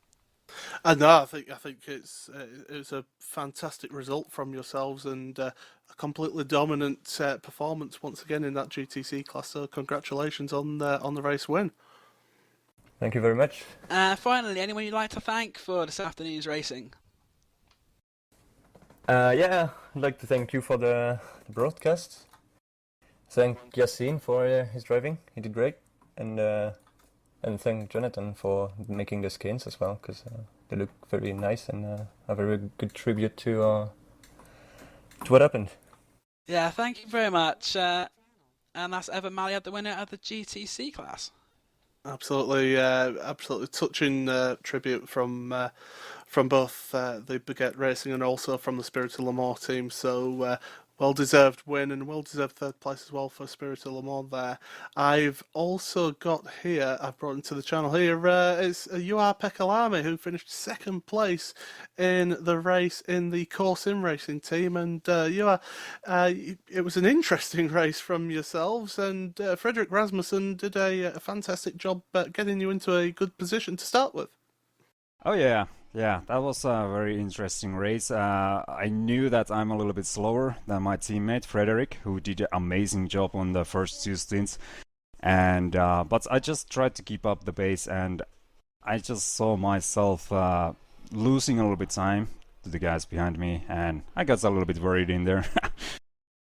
But able to keep that second place when you were under intense pressure. I mean, yourselves and Friction Racing were pretty close in that last hour or so. So was it tough to keep them behind, or did you always know that this strategy would mean that you would have a quicker pit stop? Yeah, it was very hard to keep them behind. On my first stint, I thought that I will just let them go, that I can just stay behind their draft and hopefully and possibly save a little bit fuel on that. And we gained a little bit time on the pit stop, but then again, because of me being a little bit slow and the traffic, they gained on us again. But then we had that nasty incident in there. Yeah, so what happened there? Because it was through the S's section, and they just seemed to just outbrake you a little bit, and maybe outbroke themselves as well, from what we saw. Oh yeah, well, I don't really know from the replay. I couldn't even tell what happened in there, but it just when I was turning in, I just saw in my rear mirror that okay, now he's coming from there, and I just tried to keep my car on the track and embrace myself. And well, it ended up that you ended up in second place because you were able to keep it on the track when they outbroke themselves. But looking forward, you finished fifth in the first race at Sebring, and now second place. Is that race win going to come in the next round? Oh yeah. I think we had some issues on the first race. We could have driven stronger in there, but oh well, it's done. And this was a good race too, and just looking forward for the next race. And just finally, anybody in particular you'd want to thank for today? Well, I want to thank for the Gathering of Tweakers for making this league. It's a very, very nice and awesome series. And of course, for the RaceSpot, for the broadcast, I hope some of my viewers from the Twitch came to your channel too. And of course, all of my viewers, I want to thank them all. And Core Sim Racing, of course.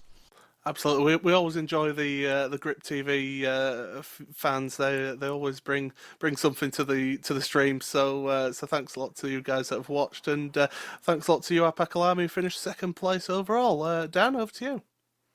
Yeah, I'm with Frank Van Brandrick from the RaceSpotTV GT3, a second place finish for you, Frank. And it looked like at the start of the race, the GT3 battle, 3 cars, it was looking pretty exciting. So what was your thoughts on the race?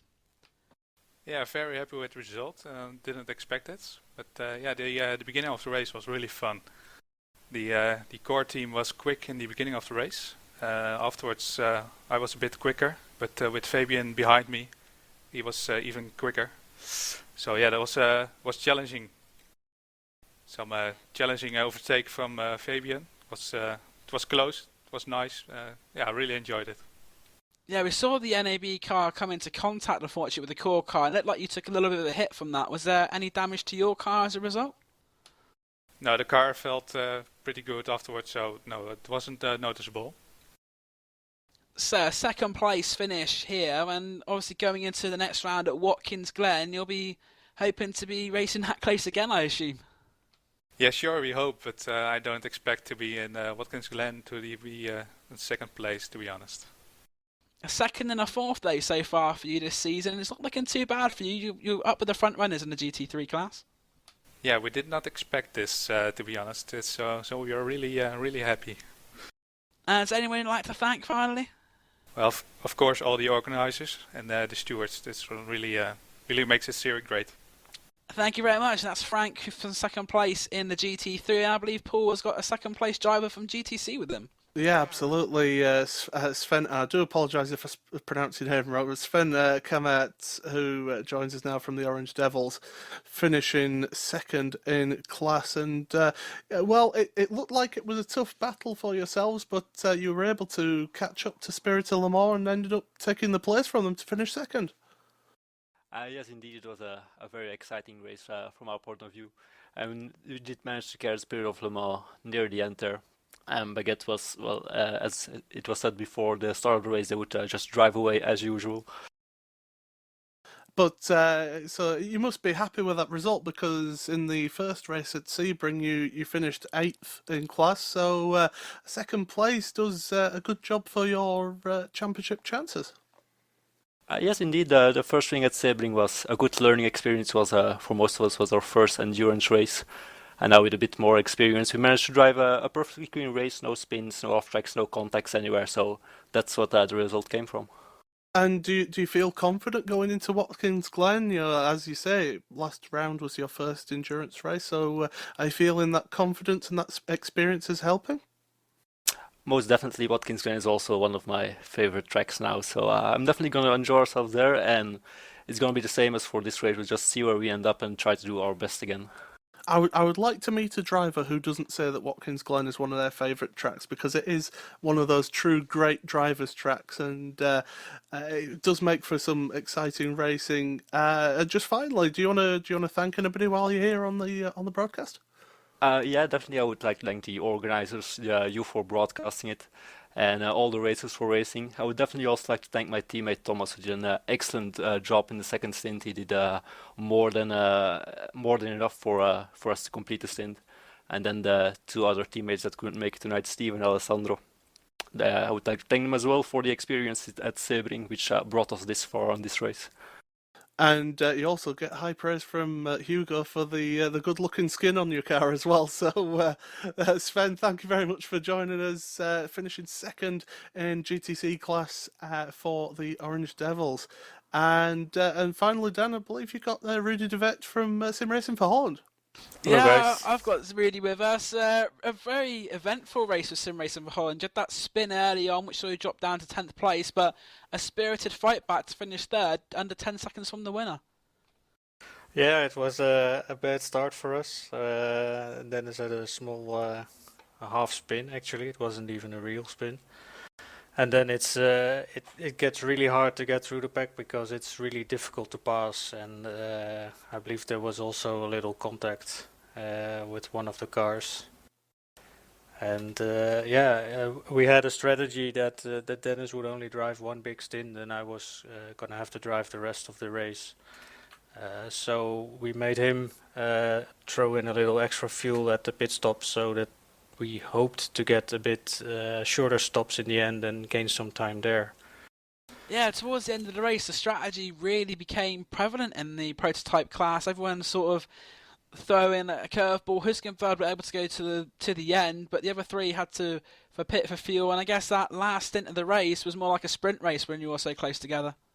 Yeah, it was a really interesting, because sometimes you get into traffic and it's just a split decision, and will they let you pass or do you have to wait? And I was getting really close to P2 in the end, but in the last two laps I got a little bit unlucky with traffic, and but in the end we're happy with the P3.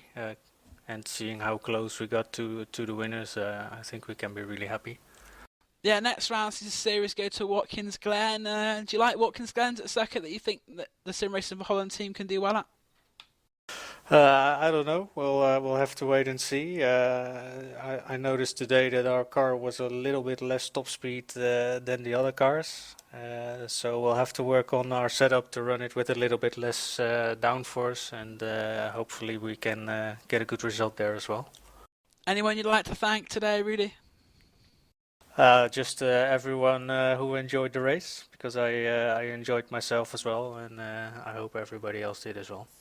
Thank you very much. That's Rudy de Vet, third place in the prototype class, Sim Racing for Holland. I believe Paul Smith is with another one of our prototype drivers. Yeah, I just wanted to have a quick word with Kyle Burney from NKH Racing, who had quite possibly one of the most exciting finishes to an endurance race, because it was all on. It was a battle right to the end. And Kyle, it seemed to be nail-biting right to the end for yourself. Yeah, it was. I was pretty much doing a qualifying run the entire last stint. Fortunately, Hayden lost a little bit too much time in the middle stint, so I was trying to make up for it a little bit. Definitely a nail bite. But it must be good to get that place, to finish sixth after the unfortunate disappointing result of getting disqualified from the first round. Yeah, it really was. Unfortunately, Nicholas. So it was really, really unfortunate the last round, but that's fair. But it was great to be able to, especially qualifying 7th. So getting one spot from where we qualified, that was definitely. Oh, I do believe we're just having a few technical issues there. Just keep on losing connection. Carl, are you still there? Yep. Still here. Right. All right, good. We just kept on cutting out a little bit there. Just finally looking forward to Watkins Glen. It's another American circuit, and it's one of the classics. Are you looking forward to that? Yeah, I won't be there for that one, but I know that the guys are. I know he's really quick at it. Hayden's starting to get up to speed with the car, and we got another 4th driver who's actually really quick in the so that round 2. But we're really looking forward to that race, and okay. And just finally, Kyle, anyone that you want to give a quick shout out to? just Hayden. You did a good job. Thanks for that, and then also for the organizers of admin, the Gathering of Tweakers. They did a great job putting on the series, and then just watching. Okay, well, thanks a lot, and well done for that 6th place. So that's Carl Burney from the NKH Racing Team, and well, Dan, as we summed up so brilliantly right at the end of the race, it was a fantastic race to watch and thrilling all the way through again. Yeah, exactly. It's what the Gathering and Tweaker series is getting renowned for. Good, close racing throughout the three or 4 hours that they race for. So definitely a great feeder series to the Neo Endurance Championship, which you can see tomorrow here on RaceSpotTV for 6 hours of COTA. You thought this 3-hour race was good? They're going to do it for 6 hours tomorrow. So that'll be something to watch. And I also believe on RaceSpotTV we got the roadside from the World Cup as well. So a lot of good racing coming up here on iRacingLive and on RaceSpotTV. I think Hugo, I'd like to thank you, Stan Ballo, for the great cameras, and Anwar and Design for the graphics, and also for the GES organisers as well. So those are Hugo's thank yous for the stream today, and I don't think there's really much more we can say that we haven't said already, Paul, about this fantastic race today. Well, it's been absolutely fantastic once again as the Gathering of Tweakers series. It's proving to be a fantastic feeder series for the Neo Endurance Championship, and once again I think that the Neo guys have a tough act to follow on that one, because that was an absolutely thrilling race. So just leaves for me to say thank you to everybody for joining us on the stream here from RaceSpotTV and iRacingLive. My name is Paul Smith alongside Dan Blake with Hugo Louis on the cameras, and that was the Gathering of Tweakers Endurance Series, 3 hours of Circuit Americas, and we've had fun with you all the way through, and I hope you enjoyed yourselves. Take care and good night.